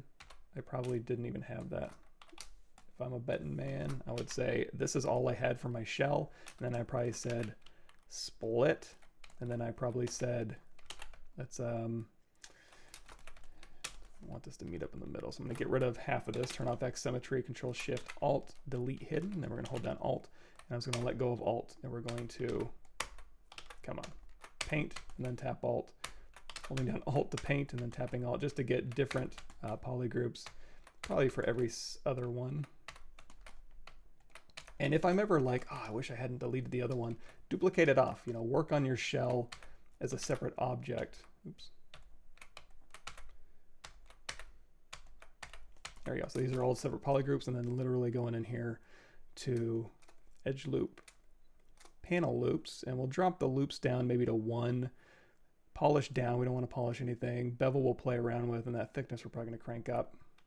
And you know, bevel down to 0, or maybe a very low amount. And then we'll do elevation. Let's check that out. So while I'm doing this, I kind of want them to just go in. So probably elevation in -100 so we can panel loops this in. And then I'll go ahead and give me new geometry. you know, but I could have gone through and QMesh this, but these are all separate. I had double turned on, so now every single one of these, Control-Shift-A, is its own separate block. So we're good to go. I might do a quick, you know, crease tolerance up, crease level of 2, smooth subdiv of 3, just to kind of get these looking right. And I think we're good to go. On this specifically, this is a little bit different. So we're going to say Control-D. Let's crease these outside edges. So we're just going to go in here to crease those borders so those stay put a little bit better. So we're going to crease this up and subdivide a couple times. And then we're literally just going to go through here and paint. RGB turned on, ZI turned off, or BPA if you want to use the paintbrush. And then we'll turn on Polypaint for the shell. And I'm just going to go through here again, looking at my reference, like so. And we're going to go through and be like, okay, I want this. Let's say Control-D one more time. I want this to be a thing, and then I want this to be a thing, and wherever I want my shell to go. And how does it go? Yeah, it kind of goes around here, and then it's, I don't know, something like this. Yay. So now we're going to go in here to Z plugin, and we're going to say, let's go into solo mode. What's it called? I don't do this a ton.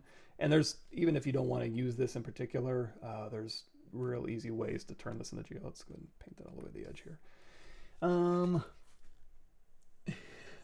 don't polygroup it. So we have poly groups from the paint borderless. We have borders turned on. Let's do borderless. And then I didn't do what I want. Let's see. Delete lower. Again, I don't do this hardly at all. There we go. So now if I turn off line, you're going to see it went through and just made a different poly group without borders. Now, if you undo this and you say border, it'll go through and it'll keep the in-between spaces as a border. So you know what? Either way, I guess, you know, we'll take this border and we'll get rid of it. We'll say delete hidden. And then if I want to ZRemesh this, I want to get rid of those jagged edges. I could have, if we get to the pizza sign today, which we probably won't, you know, you can go through and manually smooth that. But in this instance, probably what I did was go down here to masking, mask our open border edges, Control Tab to invert that. And you know, you can even grow this. Let's say mask open border edges, grow a little bit, Control Tab to invert. Deformation, polish by features, open circle. Just tap that a couple times, nice and smooth. X symmetry is turned on.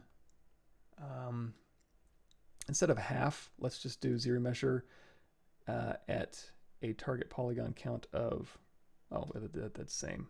Target polygon count of like 7. There we go. And we'll turn on line, fill, color. Now, if you are having problems with like some of these not behaving correctly, like if these get a little bit weird, you can go ahead and split those off into their own subtool. But I think that's about what I did. Did I get more specific on that turtle shell yet? No, I'm going in there and making mouth bags already. There we go. Oh, I guess we skipped ahead a little bit. But yeah, okay. Okay. Making my shapes, polygroup it, and what did I do? Going through ZRemeshing. Okay, this I manually went through and just used QModeler, or ZModeler, sorry. So, so go through here, and we're again ZModeler brush, go in here, hold down the face, QMesh, let's do extrude, all polygons. I'm going to pull this through, display properties flip, that's way down here underneath display properties, flip my normals, and then we'll put a little border in here. Let's do polygroup all now, like so, and then we could even do like a QMesh polygroup all, and then just hold down shift, kind of pull these up. And then if you want to move these around, go into your move brush or your snake hook brush or your move acu brush, which you probably don't have. I have move acu. It's basically just the move brush with curve, acu curve turned on. I have a whole brush with a hotkey, so I can go through here and literally pull to corners. You can pull things to nice sharp corners. However, I also want to go down here to topological. Let's change that range down to like 1.5. And that's something you can also just turn on and off. So now I can manually go through here and just kind of tighten up the graphics. And then when I go to subdiv this, I probably went through and just did, you know what, I'm gonna do a crease tolerance pretty high, and then a crease polygroups, and then crease level of 2, smooth subdiv of 3, maybe crease level of 1. then I need a pretty soft fall off, you know, and that could be the start of my turtle shell. Now, as far as detailing these out, that was kind of interesting. And I don't know that I came across a real great way to do it, but if you look at some of the movie reference that I had, I don't really see the back that well. It's kind of like big chunky layers. This has smaller chunky layers, but layers. So going through here, I'm going to turn a dynamic apply, so it's real geometry. We'll subdivide here. So now, you know, we can sculpt on this. Again, if you're going to be doing stuff on very thin meshes, like, you know, you got your clay buildup brush in here and you're going nuts on it, make sure you have backface masking. You're going to have that assigned to a hotkey. So brush is auto masking, backface masking for any brush you're going to be doing. But for this one, we'll go in here to BLA, which is our layer brush, and then just going through here. I don't necessarily, there's a way you can go in here and you can tell it underneath morph target. You can go in here and say store morph target, and then you can use the layer brush to go through and like only layer up to that layer.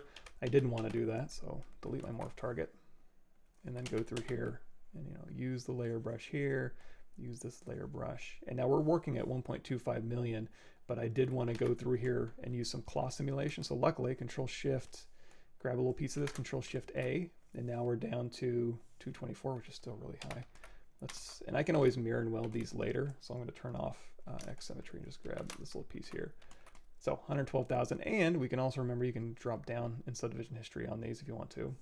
So basically, let's go to our pinch brush, and I'm going to go in here to elasticity, which is going to turn on simulation iterations, and then you can literally go through here and just start adding a little bit of, you know, that kind of layered wrinkles. Let's go up one subdivision level here. Kind of see a little bit better. So something like this. And you can also, under your dynamics, go in here and you can say firmness way up, and you can just go through here and just kind of do that. So that's what I ended up doing on a lot of these things, these in particular as well. Let's go ahead and say apply, subdivide this up, and also a little bit of sculpting. I'm just showing you the kind of the weirdo stuff. The stuff I'm probably not going to show you is like, go in here with your Damien standard brush, and then your standard brush, and then your clay brush, and then just go in here and just sculpt the shit out of that. You already know how to do that. That's just sculpting. This stuff is a little bit weirder, so that's why I call it out specifically. But we have, you know, this thing's subdivided. It's 92,000, so I'm just going to, you know, grab this one here. Again, go into our pinch brush and just kind of use this as a way to kind of knock some layery details into here. And then maybe you can also use the inflate brush, or you can use the pinch brush with inflate turned on. Maybe not inflate, let's do expand, and expand amount down. So while I'm doing this, it'll actually expand the geometry out a little bit. You'll get some interesting stuff going on here. And then, yeah, back on this one. But yeah, even the inflate brush with elasticity, oops, simulation iterations up, sorry. Let's turn the intensity down. And then you can have expand turned on while you're inflating and get some cool stuff. Now, it's not all I did. So back here to this one, you know, doing all that. I also, again, if I remember correctly, underneath geometry, there is a clay polish in here. And you can do clay polish to get certain effects. But on this one, I probably did a sharp up and a resharp up, and maybe even a little bit of edge to go through. Oof, maybe it's not edge, maybe it's surface. Oof, maybe that resharps down just a little bit. I don't know, playing with these settings, maybe a negative surface. Gosh, I wish I remembered. You know, or maybe I didn't end up. Let me see, clay polish, sharp, resharp.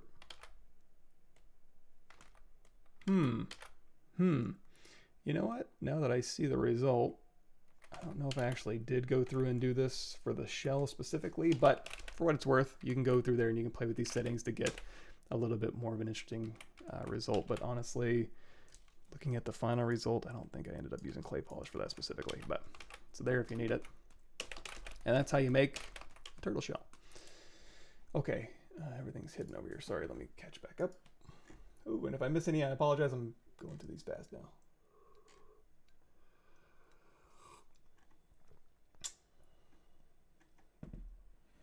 Cool. Retopo UVs for clothes and other double-sided meshes is hard. Retopologizing in UVs for clothes and other double-sided meshes is hard. Any tips? Yeah, outsource that. Hard stuff, I give that to my junior artists. Be like, this will really, you know, be really beneficial to you to be a character artist to do all this cleanup work. I'm just kidding. I mean, if you're doing, Marvelous Designer has built-in retopology, but if I'm retopologizing clothes, specifically for like something's to be simulated in engine, that has to be pretty specific. If it's just for like sculpting and stuff, then just ZRemesher is fine. You can go back through any number of my live stream videos. I'll go back to my YouTube channel here and just do like clothing, cloth clothing. Yeah, going through here and making clothing, and then in Marvelous Designer bringing it in and retopologizing it with ZRemesher, and then projecting the details back.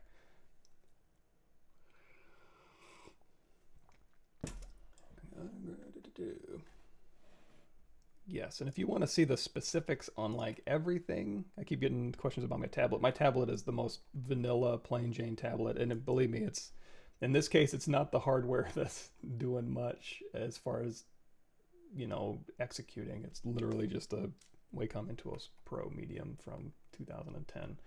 Let me see my YouTube channel, workstation. There we go. So in this description of this video has the specifics, Intuos Pro Medium pen tablet, but you can see all the stuff on there if you'd like.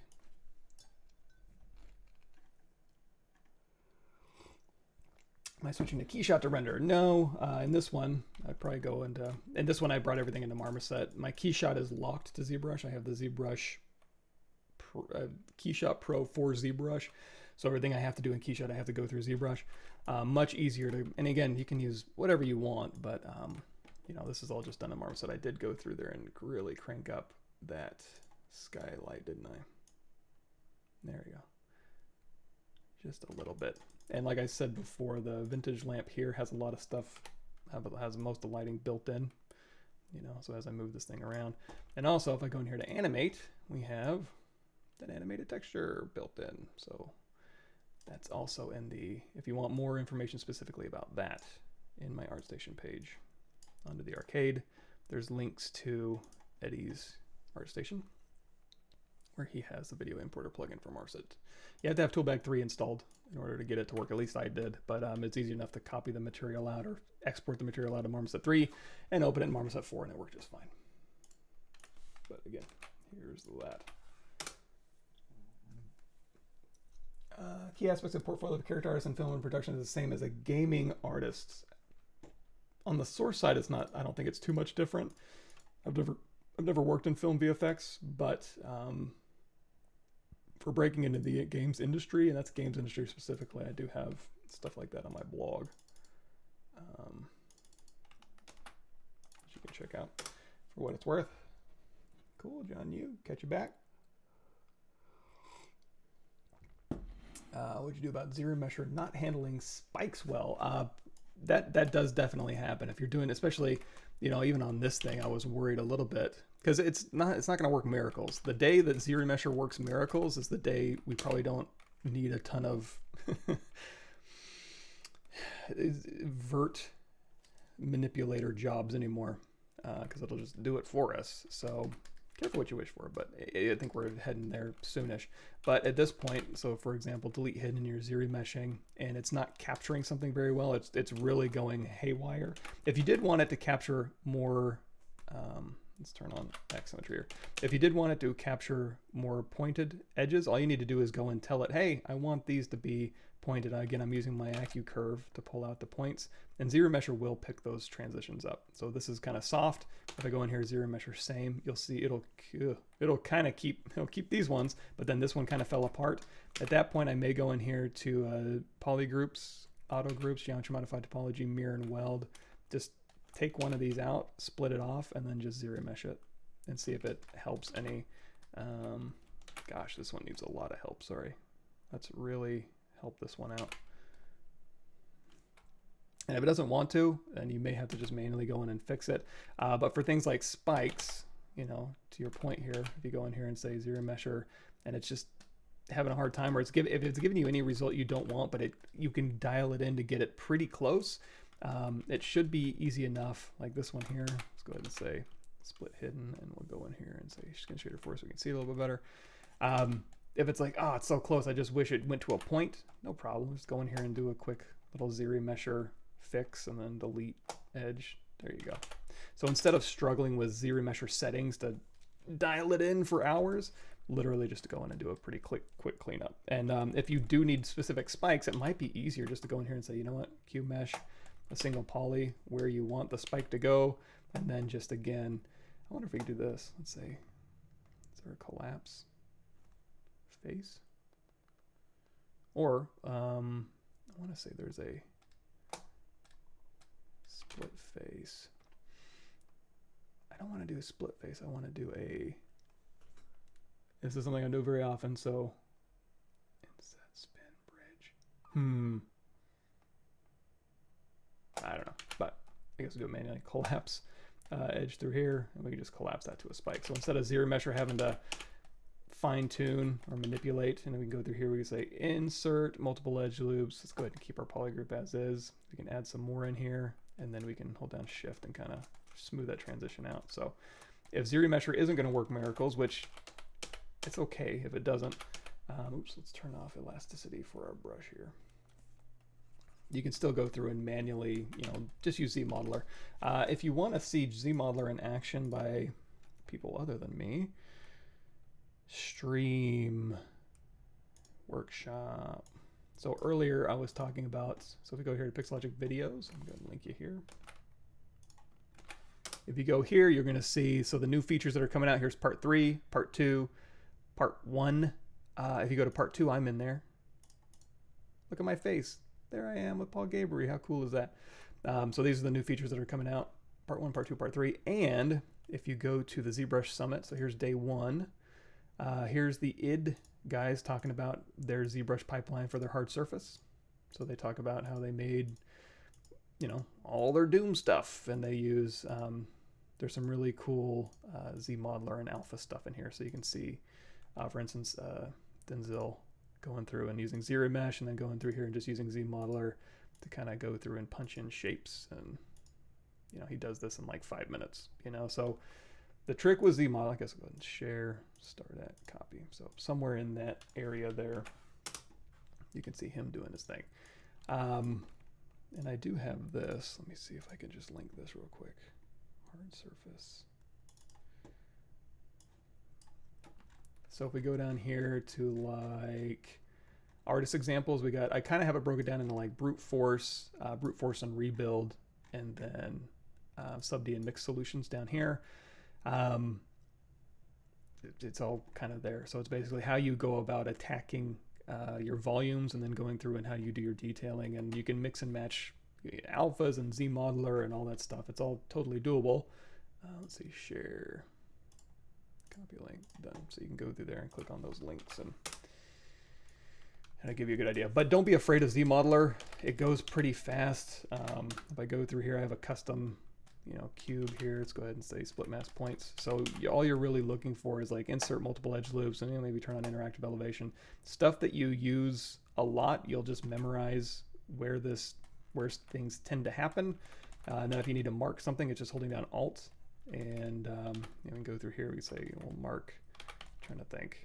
Whatever you want to model, we'll say here to here, and then we'll go through here. So you'll just start figuring out where these are, and then you can bridge 2 holes here to here, and then you can dial in your bridge settings however you want. But you'll get better and faster. You know, inset polygroup all legacy like we did before. QMesh polygroup all, hold down shift to pull along those surface normals, or we can do another inset. So I don't use a ton of stuff. You'll see me in here like, oh, can you know, do something weird that I don't really do a lot. You know, then I have to go look for it. But generally speaking, for 99% of what I do, it's all right there and easily available. You know, QMesh and extrude, and, you know, bevels and all that good stuff. I want to put a bevel right through here. Bevel, edge loop complete. And then again, go back to inset, and then go back here to QMesh, you know, and just start doing whatever you need to do. And besides that, if I wanted to do something specific, like we'll go through here and I can just hold down Alt and then QMesh, hold down Control to pop out a copy. And while I'm doing that, let's make sure we tap Alt. So we can pull out a different polygroup here. We'll say delete hidden. If I wanted to use a specific, not delete hidden, split hidden. So now if I wanted to go through and be like, oh, I want to use the topology brushes on this specifically, or even on him. So let's say I've got these selected here, and I'm just going to grab a plane here on his face and say split mask points, and on here I'm just going to say project all, just to get those onto his face. We'll turn on transparency here. So now I can go through here, instead of changing a bunch of settings, I can have a hotkey assigned to a specific brush, which would be like ZM topology. And then now my edge goes to extrude edge loop, my points go to move, snap to surface, attraction, and my faces are do nothing. So now I can use this as a topology brush. And instead of saving a hotkey for like extrude edge, I can save a hotkey for extrude edge using a topology brush for my face and point actions. And of course on this one you can tap Alt. And then, just do one side or multiple sides here. And then tap Alt again just to go back to a single. And again, move these points around and they'll snap to the surface and snap to each other. So you can use this to kind of go through and do that. If I want to slice, again, I can just instead of being like, let me have a hotkey for edge slice and point slice, just do a brush that has ZM slice, assign a hotkey to it. And this one, slice is sent to slice mesh edge, point is sent to set to slice mesh points, and face is set to polygroup fill. And what that means is I can go through here and I can, let's go into solo mode here. I can slice from an edge to a point to an edge like so. Oops, here and then back. And then, is this symmetrical? Sorry. I'm just gonna work on one side here. There we go.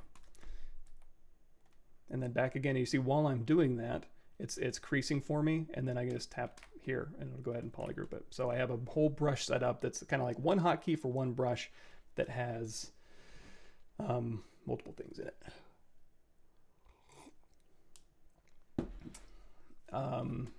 QMesh is cool in that if I go through here and I want to do, say, okay, cube, and then split mask points, and then I want to scale this out. And again, maybe I want to do like a ZRemesher, same detect edges, just give me some fresh geometry in here. Let's subdivide this, delete lower, so we got some more geometry, and we'll go ahead and scale this in.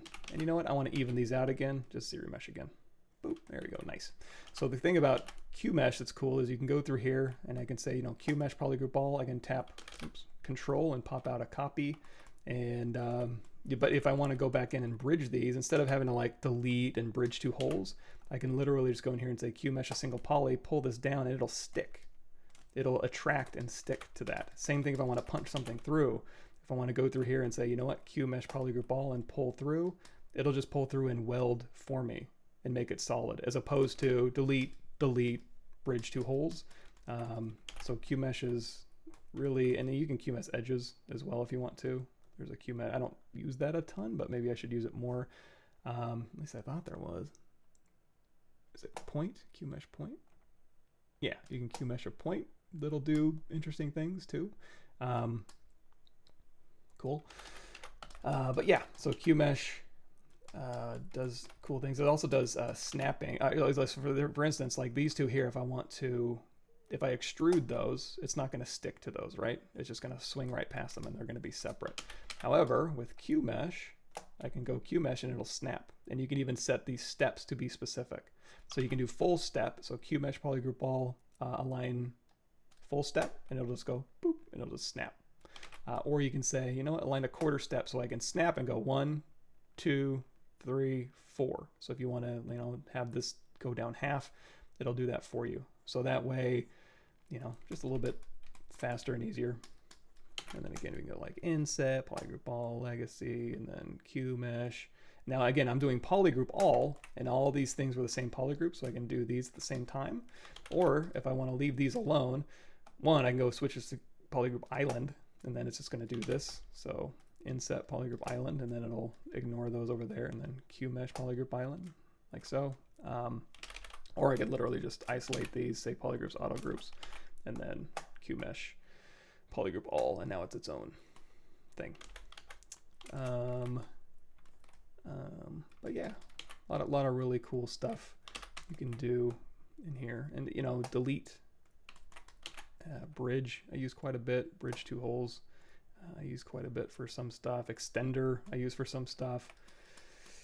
I'm trying to think what else I do a lot of, but just spend half a day forcing yourself to, you know, learn where the basics of what you like to use. But the other thing that's interesting too is when I used to model in Maya, hard surface modeling, it was a lot of edge stuff. I was constantly like edge selections, selecting things, moving, extruding edges, edge. You can do that in here, but what I would suggest if you insist on that, plane mid. And in ZBrush I tend to hard surface model with volumes, but if you want to model with edges, maybe go in here to dynamic, smooth down to 0, turn up a little bit of thickness, and then you can go through here and do like go to your topology brush. You can go through here and just, you know, and the other thing too is you can start pulling this out and you can tap shift and it'll constrain it, you know, to, you know, down, up, free. So you can kind of do that, you know, whatever you want to do there. But in ZBrush, I tend to work more volume specific. So instead of working with edges, I'll just QMesh polygroup all, display properties, flip, and then you know, I'll tend to just grab entire pieces as opposed to dealing with just edge selections and stuff like that. And also, one thing I miss the most if I ever have to step out of ZBrush to do modeling is polygroups, like selection sets. Visual polygroups are the best, and I can even reset these just by going here and, like, you know, group by normals. You know, it's like, okay, I got all new polygroups here, inset, yoink, you know, whatever I want to do. And then in this case, maybe equidistant is what I would look for in this corner piece as opposed to legacy. So I get nice equidistant edges. But just knowing where that is.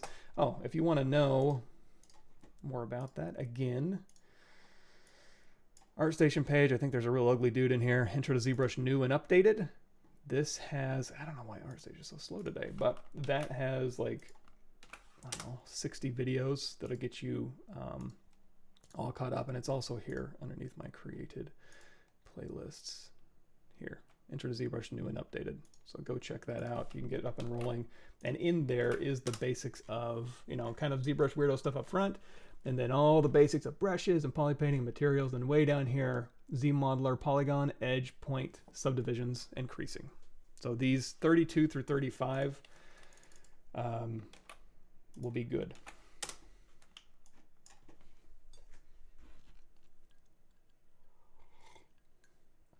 Cool, thank you, Shane. Stop the work, didn't work with transparency. I guess you can turn ghost mode off. Yeah, and it's actually, it's kind of easier to look at with ghost mode off too. I never tried with ghost mode, but yeah. Cool. Yeah, and all it really is yeah, it's just getting used to where things are and what you're used to using. And again, I use that all the time. So for example, how are we doing on time? Okay, we're coming up on the end, but you know, we can keep going. I don't think anybody's after me today. If they are, they can boot me off. Like, I hope I didn't boot off Thomas today. I'd feel really bad if I did. But for example, these straps here, again, I want to use the topology brush. Let's go ahead and turn this off. So these straps, we'll go ahead and get rid of. We'll remake these straps real quick. And I'll show you how I would use topology brush in ZModeler. So for instance, I've got my body here, and then I have my null, my null guy just sitting in there with no subdivision history. So I can go to, with that one selected, and again, he's just buried, aw, little star in his heart. So we can go in here to BTO, topology brush, and we can go through here, and it's like, okay, I want to make some straps.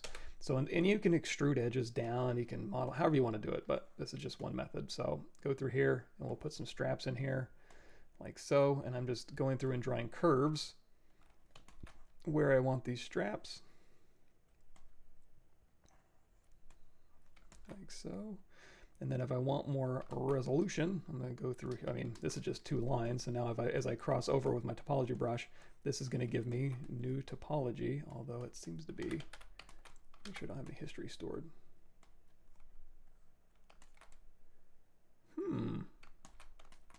That's interesting. 1, 2, yes. That's a new one. Okay, seems to be doing okay. So going through here, and we're just going back and forth. And you could use ZSpheres. I use ZSphere topology for certain things. There we go. I don't know why that was being weird, but it's fine now. I'll go through with ZSphere topology a lot, and it's pretty, again, ZSphere topology may be, oh, it's clunky and it feels weird. It goes pretty fast once you get the basics of it. So here's like this, and I just tap on, and that's going to give me the thickness. I don't need to, you can adjust the brush size to get different thickness. That's fine. The split mask points, and in fact, I'm just going to work on one side here. X symmetry off, delete hidden. If we want to thin these out, we have polygroups on all different sides here. So we can say, again, QMesh, polygroup all, and then just tap shift. Oops. Polygroup all. Did it do something weird? Did it twist on me? All sorts of weirdo stuff happening on this one for some reason. Or here's another way. You know, you can use this poly brush. You can also, how I did the hand wraps here, let's go ahead and say duplicate. And I'm going to say, let's drop down to level 2, delete higher, delete lower, Control Shift tap where I want the geometry to go, delete hidden. Go into solo mode here, Control W, make it all one polygroup. Again, I'm just going to do one side. And then Control Shift, go in here to slice curve, and then hold down spacebar, brush radius, so I can go through here and make all these slices the same radius, maybe a little smaller. 2, 3, Control Shift, grab these polygroups here, geometry modify topology, delete hidden, ZRemesh half, depth size down to 0, and just get some simple straps going. Then from here, QMesh, all polygons, pull these out, and now we have, you know, straps. Now if I wanted to turn this into a strap with a buckle that like looped around, let's go ahead and grab a little piece of this one, Control Shift A, split hidden, hold down Alt, and we'll go ahead and, you know what, I guess we'll do this. Let's go through here and QMesh, polygroup all this back, and then I can hold down Control, let's go to solo mode here, Control Alt, kind of like mask glass a little bit better. There we go. So I can kind of rotate these out, and then I want this to kind of go over the other side, so we'll just QMesh this out like so. Oops. Now if I want to move these, like we did before, auto masking, and there's a move with topological brush you can set a hotkey to in your brushes, but I just have my brush menu open and I just toggle settings on and off as I need them. So now I have this. Now if I want this to loop back over, still pretty easy. I can go through here and hold down Alt and then Paint and then QMesh polygroup all, pull out a copy, and I can pull out, tap Alt to get a new polygroup here, so you can make a copy here. And then between these, you can go through here and then just say delete a single poly, and then bridge 2 holes again, so here to here, and then you can just bridge this geometry. And the resolution is kind of dependent on what you set. So now if I want to clean these polygroups up, this is a little bit different because if I go through here and try to do a group by normals, it may pick up a lot of edge changes. So we did pretty good on the side pieces actually, but let's do this. Control Shift to grab all these, and let's do Control W, Control Shift drag to invert that, and then we'll do an auto groups. So now we have interior, exterior, and now in this point, we can go through here, crease polygroup, turn on dynamic, crease level of 2, smooth subdiv of 3, and you're going to see I have all this packed right in here in my custom menu that I have assigned to a hotkey, as opposed to going in here and saying geometry, crease level here, dynamic, smooth subdiv here. It's all right here where I need it. So there's my strap, and then we go BI brush insert, and you know what I did? I think I probably had, I might have had clothing snaps in here, snap assembly. Go through here and just kind of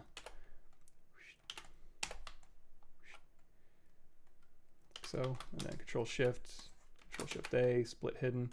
So now we got that, and again, you can go through here with your move brush with topological, change that range way down, like so, and you can also on these, you can hit W and Control drag, and it'll select along the mesh. So if I Control drag along here, it'll actually kind of mask as I go. So then I can go through here and just kind of push that in, or pull these out. Again, like we did earlier, if you want to thicken up just one side, backface masking is good for that. So you can just pull down on one side, maybe backface masking with topological. So you can pull this side down, and if you want to do the opposite, you can go in here to the backface masking curve, flip horizontal, flip vertical, flip horizontal, doesn't matter. And then you can just pull up the other side and leave the other backface mask side alone. So anyway, and then once this is in there and you're feeling pretty good about the volume, then you can just go through here and say apply, and then this is where you go through and do your, you know, maybe make this look a little bit more lived in. Again, go back into your pinch brush, and you can use any brush. I don't know, pinch brush with the less simulation iterations up to go through here and, you know, do this. If you are going to be doing cloth sculpting and you don't, and it's doing really weird things like snapping and turning kind of noisy, probably what's happening is under dynamics, collision volume is turned on. I only use a collision volume to drape something or to snap something, and once it's done, I turn that off. Well, I have expand turned on too. I turn all that off, and then I just go through and use my cloth brushes. So, like that.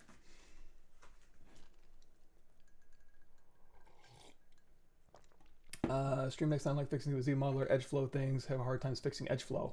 I don't really do a lot of that. ZRemesher does a lot of that for me. I'm trying to see if I have a good example here. Like basically ZModeler gets me 85% there. I'll do some minor Edgeflow tweaks, kind of like how we did here, where I'll collapse some stuff. Let's see if let's do this. Control Shift Alt to delete hidden, close holes.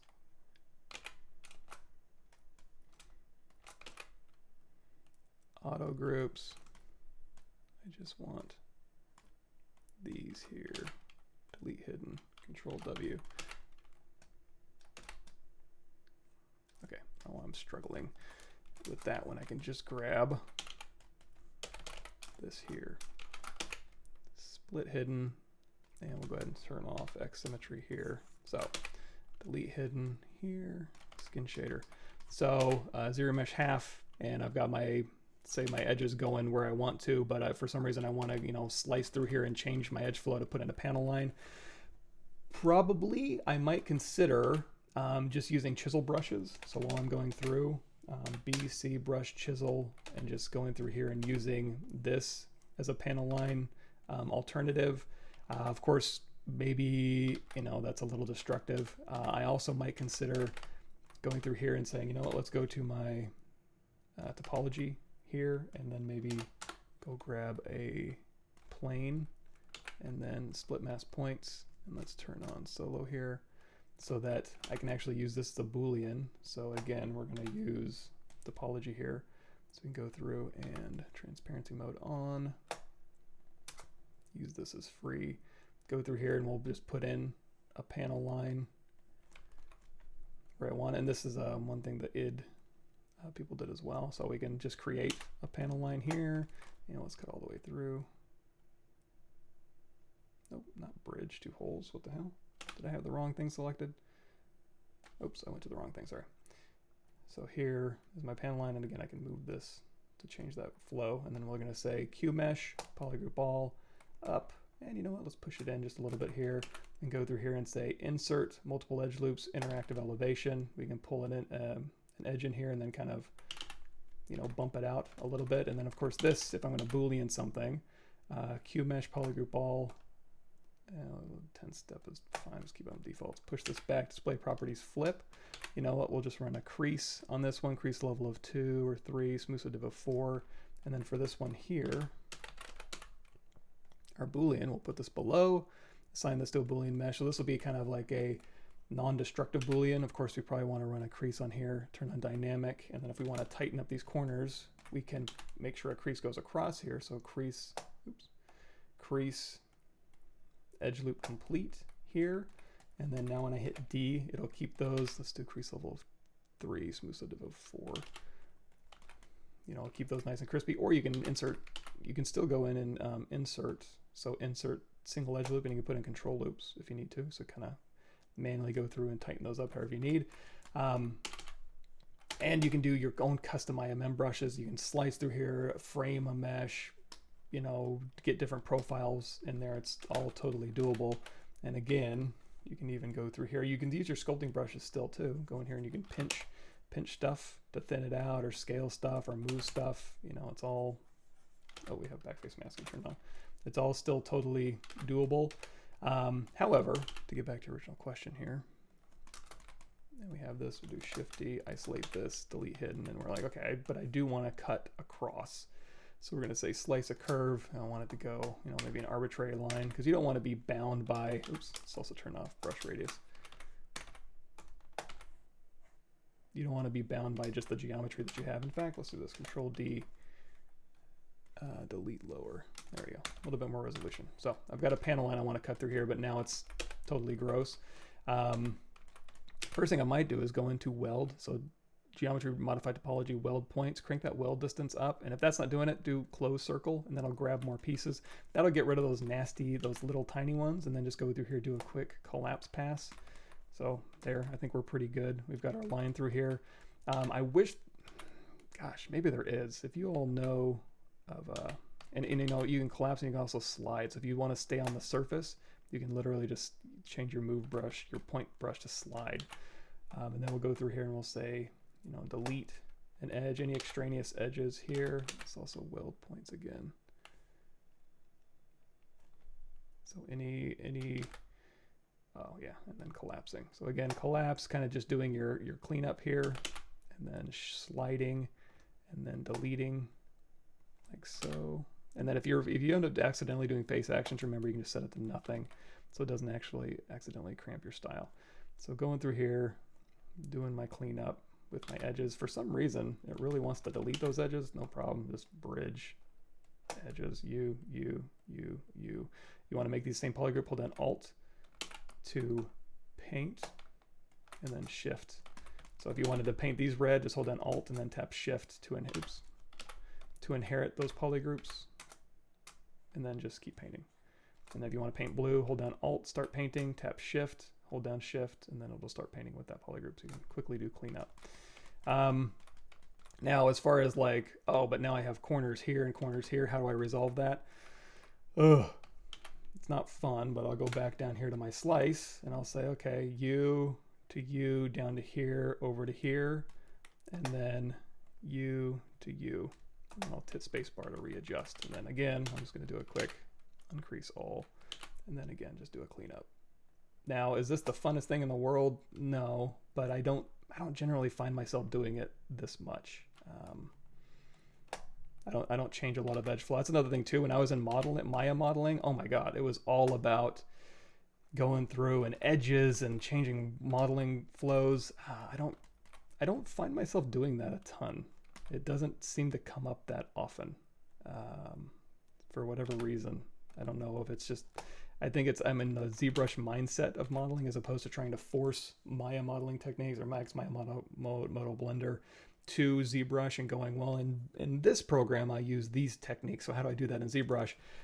I just found myself eventually not using those techniques in ZBrush, and I can count on one hand the amount of times where I've had to like go through and modify this is like, ugh, gross. You know, what I'd probably end up doing instead of changing my edge flow is letting ZBrush do the heavy lifting. So if I go through here and I have delete lower and we want to, you know, cut something specific through here, I was going to say ZRemesh, keep smooth groups down to 0, same, and then ZRemesher will go through and set that for me so I can go through here and then bevel edge loop complete. And it might end up being like, you know, inset polygroup all, like so.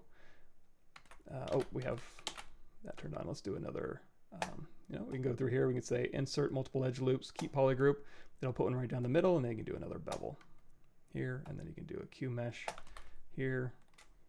Put that back in, and then increase PG, increase level of 2, or 1, 2, smooth subdiv of 3, and but it's a kind of order of operations too. Like if you're going through and you back yourself into a corner where you have to go through and manually, painfully redirect edge flow,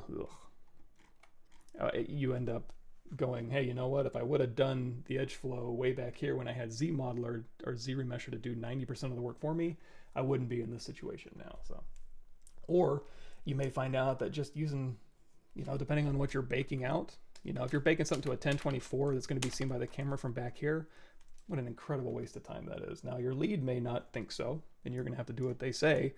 But in my opinion, oh my God, just use Damien Standard or Orbs Cracks or something. Call it a day. Save yourself 15 minutes times 1,000. Cool, thank you, Aaron. Dynamic Subdivisions. Okay, so I'm looking through here real quick. We'll get caught up and we'll head out. We're past time here.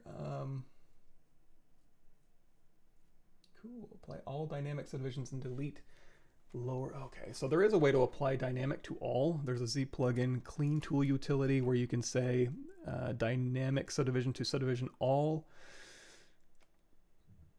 I don't know that there's a delete lower on everything, but what you could do, if you have subdivisions on here, you can go into ZPlug, and there is a actions somewhere in here, ZRepeat it. There we go. So ZRepeat it. So if I go, okay, record new, delete lower, and record, we'll name this delete lower. Sure. And then you can do delete lower to selected, visible, or all, and then it'll go through and it'll delete lower for all your subtools. Hopefully. I assume those all still work. So now if I go back here to my body, hey, no more subdivisions.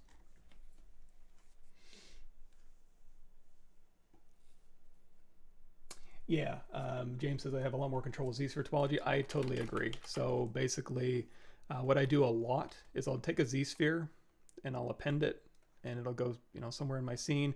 And if I'm just doing something specific, like I'll just isolate down to just, you know, if I want to know where everything is, just Alt tap the body, Shift bent arrow down, ZSphere, Shift bent arrow down, everything's at the bottom. Here we go. So I have X symmetry turned on, tap X, E to scale down, transparency on, W to move. And then with all this going, I'm going to say, let's switch over to Matcap Pearl, kind of a mid-gray. And then with Z-spheres, down here you're going to have like topology, edit topology, and then now you can have, like James says, all the control in the world to go through and just make the exact shape and flow that you want. And you may feel like, oh, it's so tedious compared to just dragging edges. It's not that bad. Maybe because I've been using it for 20 years, but you can use move and everything's going to snap to the surface. You can hit Q to go back into draw mode, and you can go different directions, and you can bridge with this too. So like with the topology brush, everything's going to want to stick to a mesh, but in here I can go, whoop, let's go up and bridge, and then we can just cut across. So we'll just hit, again, we're in Q mode, so we're just going to like go through and divide this geometry up. And of course you can use ZModeler later if you want to, but if I hit A now, it's going to look nasty, but you got to go down here to adapt to skin, Dynamesh resolution down to 0, density down to 1, and then hit A, and then now you're going to have your geometry. You can go in here and say make adaptive skin. You can insert that skin Z-sphere. So this is your Z-sphere. We'll go ahead and hide that. So here's our real skin Z-sphere.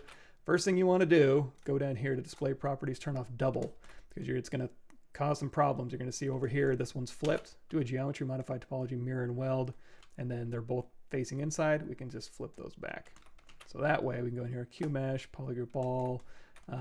We'll go here, we'll say insert, multiple edge loops, keep group, and then we'll say polygroup, polyloop here, and then we'll say inset, so you can see this here. Inset polygroup all, and we'll make this back to legacy so we don't get those triangles.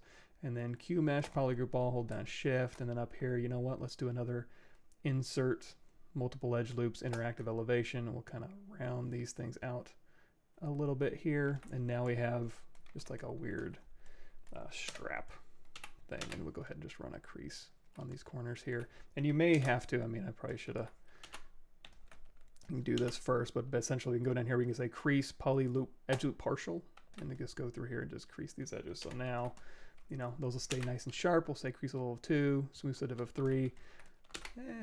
Maybe, and you can always put in control loops if you want to, but you know, now you have weird little thing.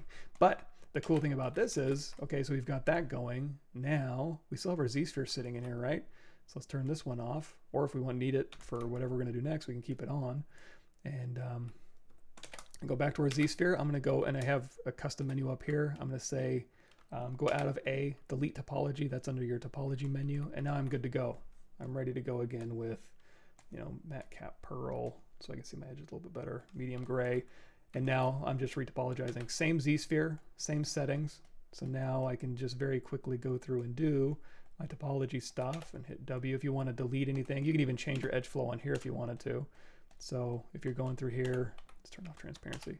You want to like cut through here and then cut across, and then you can go through here and hit W and move this around. And now you can cut around here.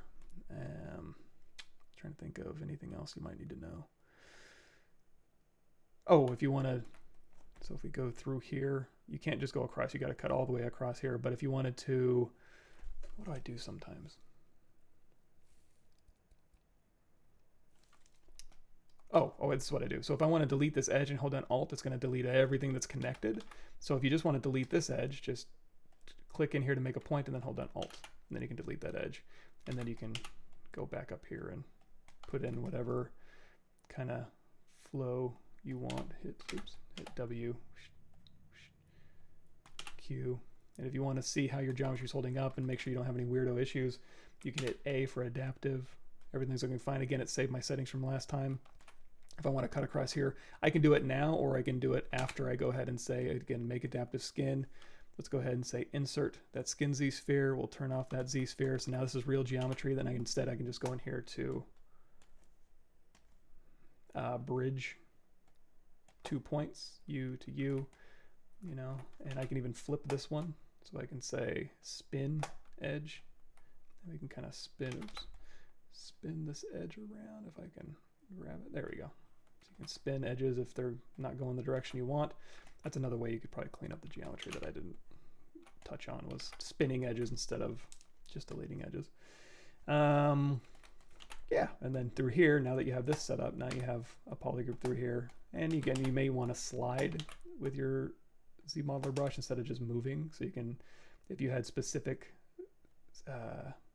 surface information you wanted, using slide instead of move, and then go through here and we'll say like inset polygroup all legacy, and then again QMesh, polygroup all, hold down shift and just push along those surface normals.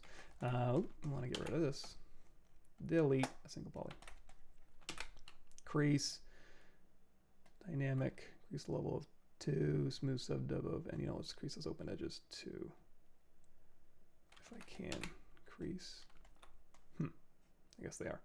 And this is why I tend to work on solid objects in ZBrush, is just so I can have outside edge control as opposed to, you know, just letting it do what it needs to do. But again, and then here you could go through and if you needed to insert,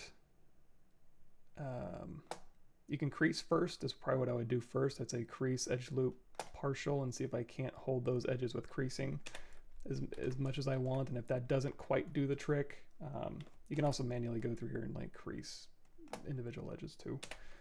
So again, crease level 2, smooth subdiv of 3.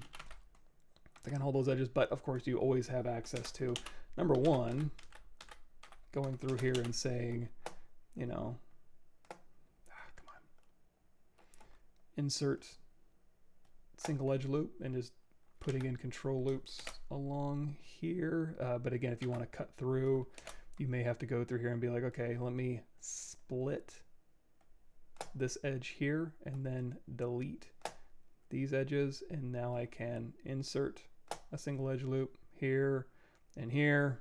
And then you'd have to collapse some of this because this is like, you know, again, redirecting edge flow. But what was I going to say? It was putting in an edge loop and then also it seemed like there was something else I was going to talk about. Yeah, my coffee left me. But oh, probably on this side too. Just doing a quick split edge and then saying, you know what, you are not helping. Or maybe I can spin this one.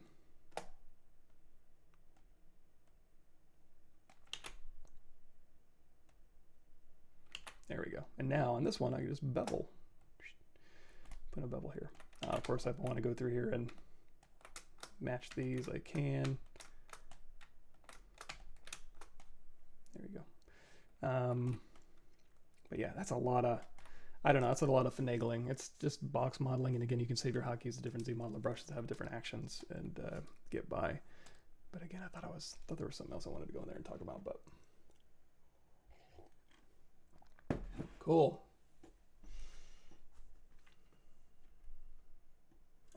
More polygons. That's a good point. So sometimes, especially if you're resolving stuff on a curved surface, having more polygons is absolutely beneficial.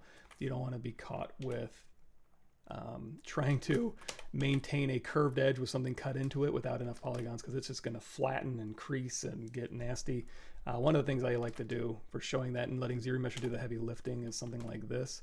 So we have, let's go ahead and turn on our floor here. So if I'm going to do a barrel with holes cut in it, we'll duplicate this off, and I'm going to rotate this around. Let's go out of solo mode. We're going to scale this down, and then hold down Alt and pull, and then just, oops, sorry, Control and pull. There we go. And then we're going to duplicate this off, and then we're going to put this here. Oops. And then we're going to move this back. We'll offset these just a bit. And now, for Booleans especially, if you want to let ZRemesher have a good time with Booleans, don't do things like crease level of 2, smooth sub div of 3, and get that nice fall off. Don't do that. Do the Booleans first, so keep your crease levels cranked, smooth sub div up, so you have nice polygroups, and also just do a quick auto or group by normal, so you get polygroups on all these different surfaces. Same thing for here. Group by normals. This one doesn't matter too much because we're just cutting through with this one polygroup, but I don't know. We'll just merge these two together, and we'll say group by normals, and then we'll do a quick crease level 15, smooth sub div of 3, crease PG, get those nice and crispy. So now when I go down here and I say I want to do a Boolean mesh subtractive, so here's our live Boolean, cut through, and I'm cutting all the way through, so it's a solid mesh, but of course I want the barrel to be able to go through end to end, right? I can do that later. All I need to get through now is going through here and saying dynamic subdivision, make Boolean mesh. That'll go ahead and spit out this mesh, and I have a nice crispy polygroup here. So delete hidden. You can turn on X symmetry because it is symmetrical. ZRemesh half, depth size down to 0. And again, we're going to let ZRemesher do the heavy lifting for us. And building in the resolution it needs to maintain this curved surface with the hole cut in it. You can push your luck, and you can keep going half and seeing if it'll hold up for you. But then at this point, and then we go in here, QMesh polygroup all, or you know what? Whenever I start having tight turns, QMesh likes to stick polygons together like we talked about earlier. So extrude polygroup all, pull this in, again, display properties, flip. Oops, display properties is way down here, flip.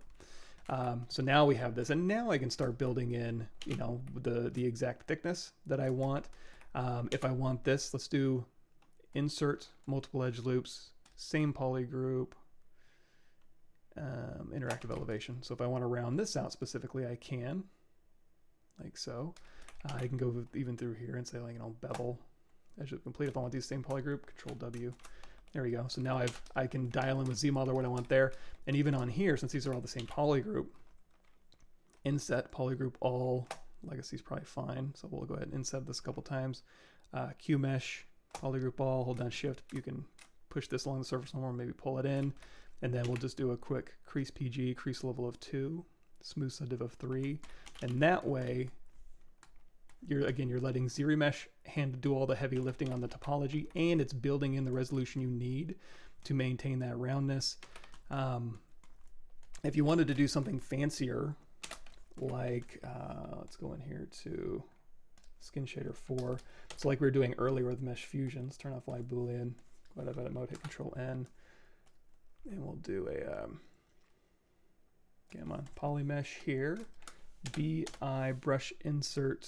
IMM Booleans here. We'll use Mesh Fusion. Let's just find something that'll wrap appropriately. Maybe this panel latch. I'm gonna hit W, sorry, and we'll switch over to maybe this panel latch. If I can't see it, I just go in here to unify. It might have made it really small. So now we have this geometry that has built-in stuff. So we're going to steal this here. We're going to say delete hidden.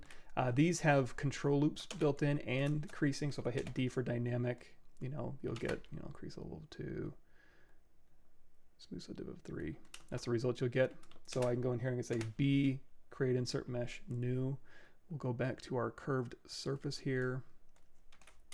This might be a little bit of trial and error, but if I wanted this panel latch to go on this curved surface over here, I can go back to my insert mesh brush. And if I don't have enough resolution, again, I'm going to use Mesh Fusion. So I'm going to pull on that poly group here. It's going to be stuck out flat, which we don't want. We want our brush modifiers.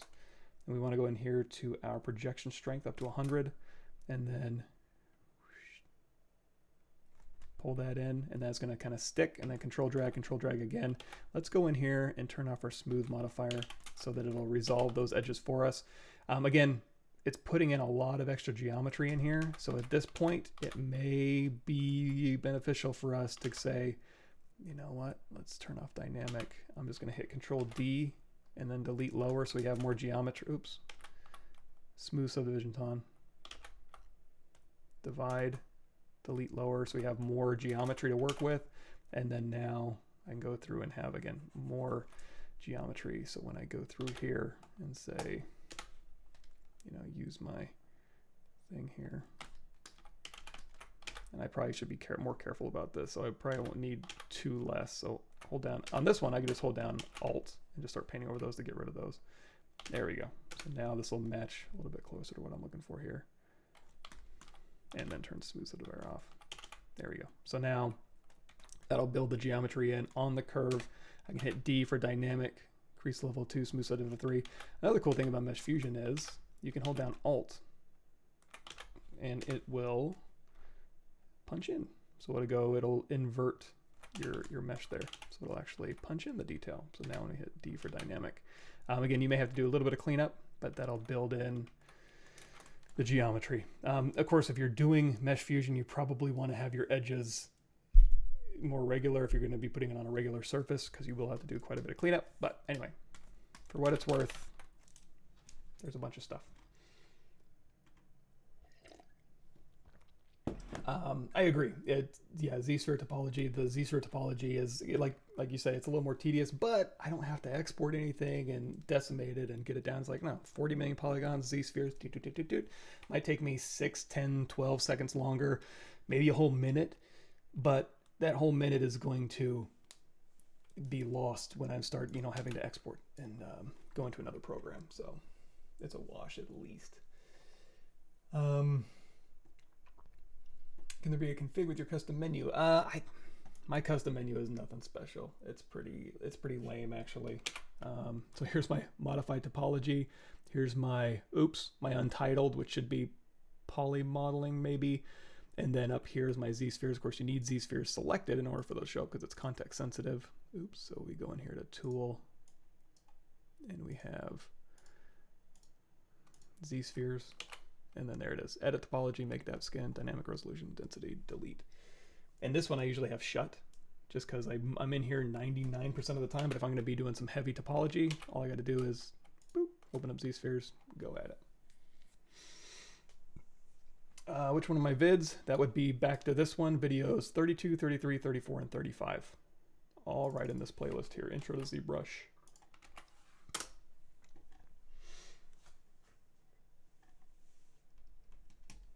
Cool.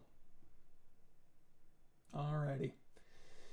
And I might have it. It might be on my Gumroad. Here, let me open this up. Let's see, Pavlovich. Or my cube brush page. So here's my Gumroad, and if I've updated it, way down at the bottom here, Intro to ZBrush files. Where's that at? And it's free, so there's a bunch of stuff in here. And then in here, there might be a Z startup folder that you can basically take and so for instance, if I go in here to ZBrush data, there's a Z startup, and in here is like my hotkeys, which there's my hotkeys if you want them. Again, nothing super special. And then in here is the custom user interface, startup document, start material. This is really what you need, is this right here. So again, nothing terribly special about it, but for what it's worth. Cool, thanks everybody.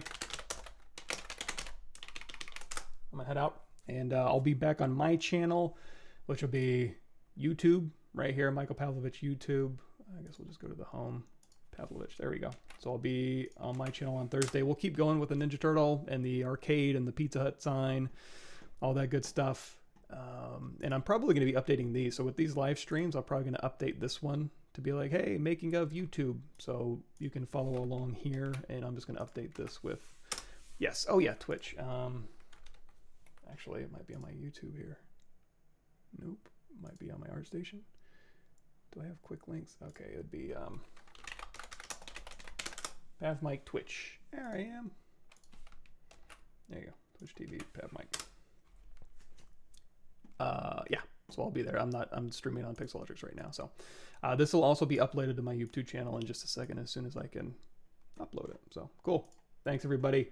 I'll let you get back to it, and happy Z brushing.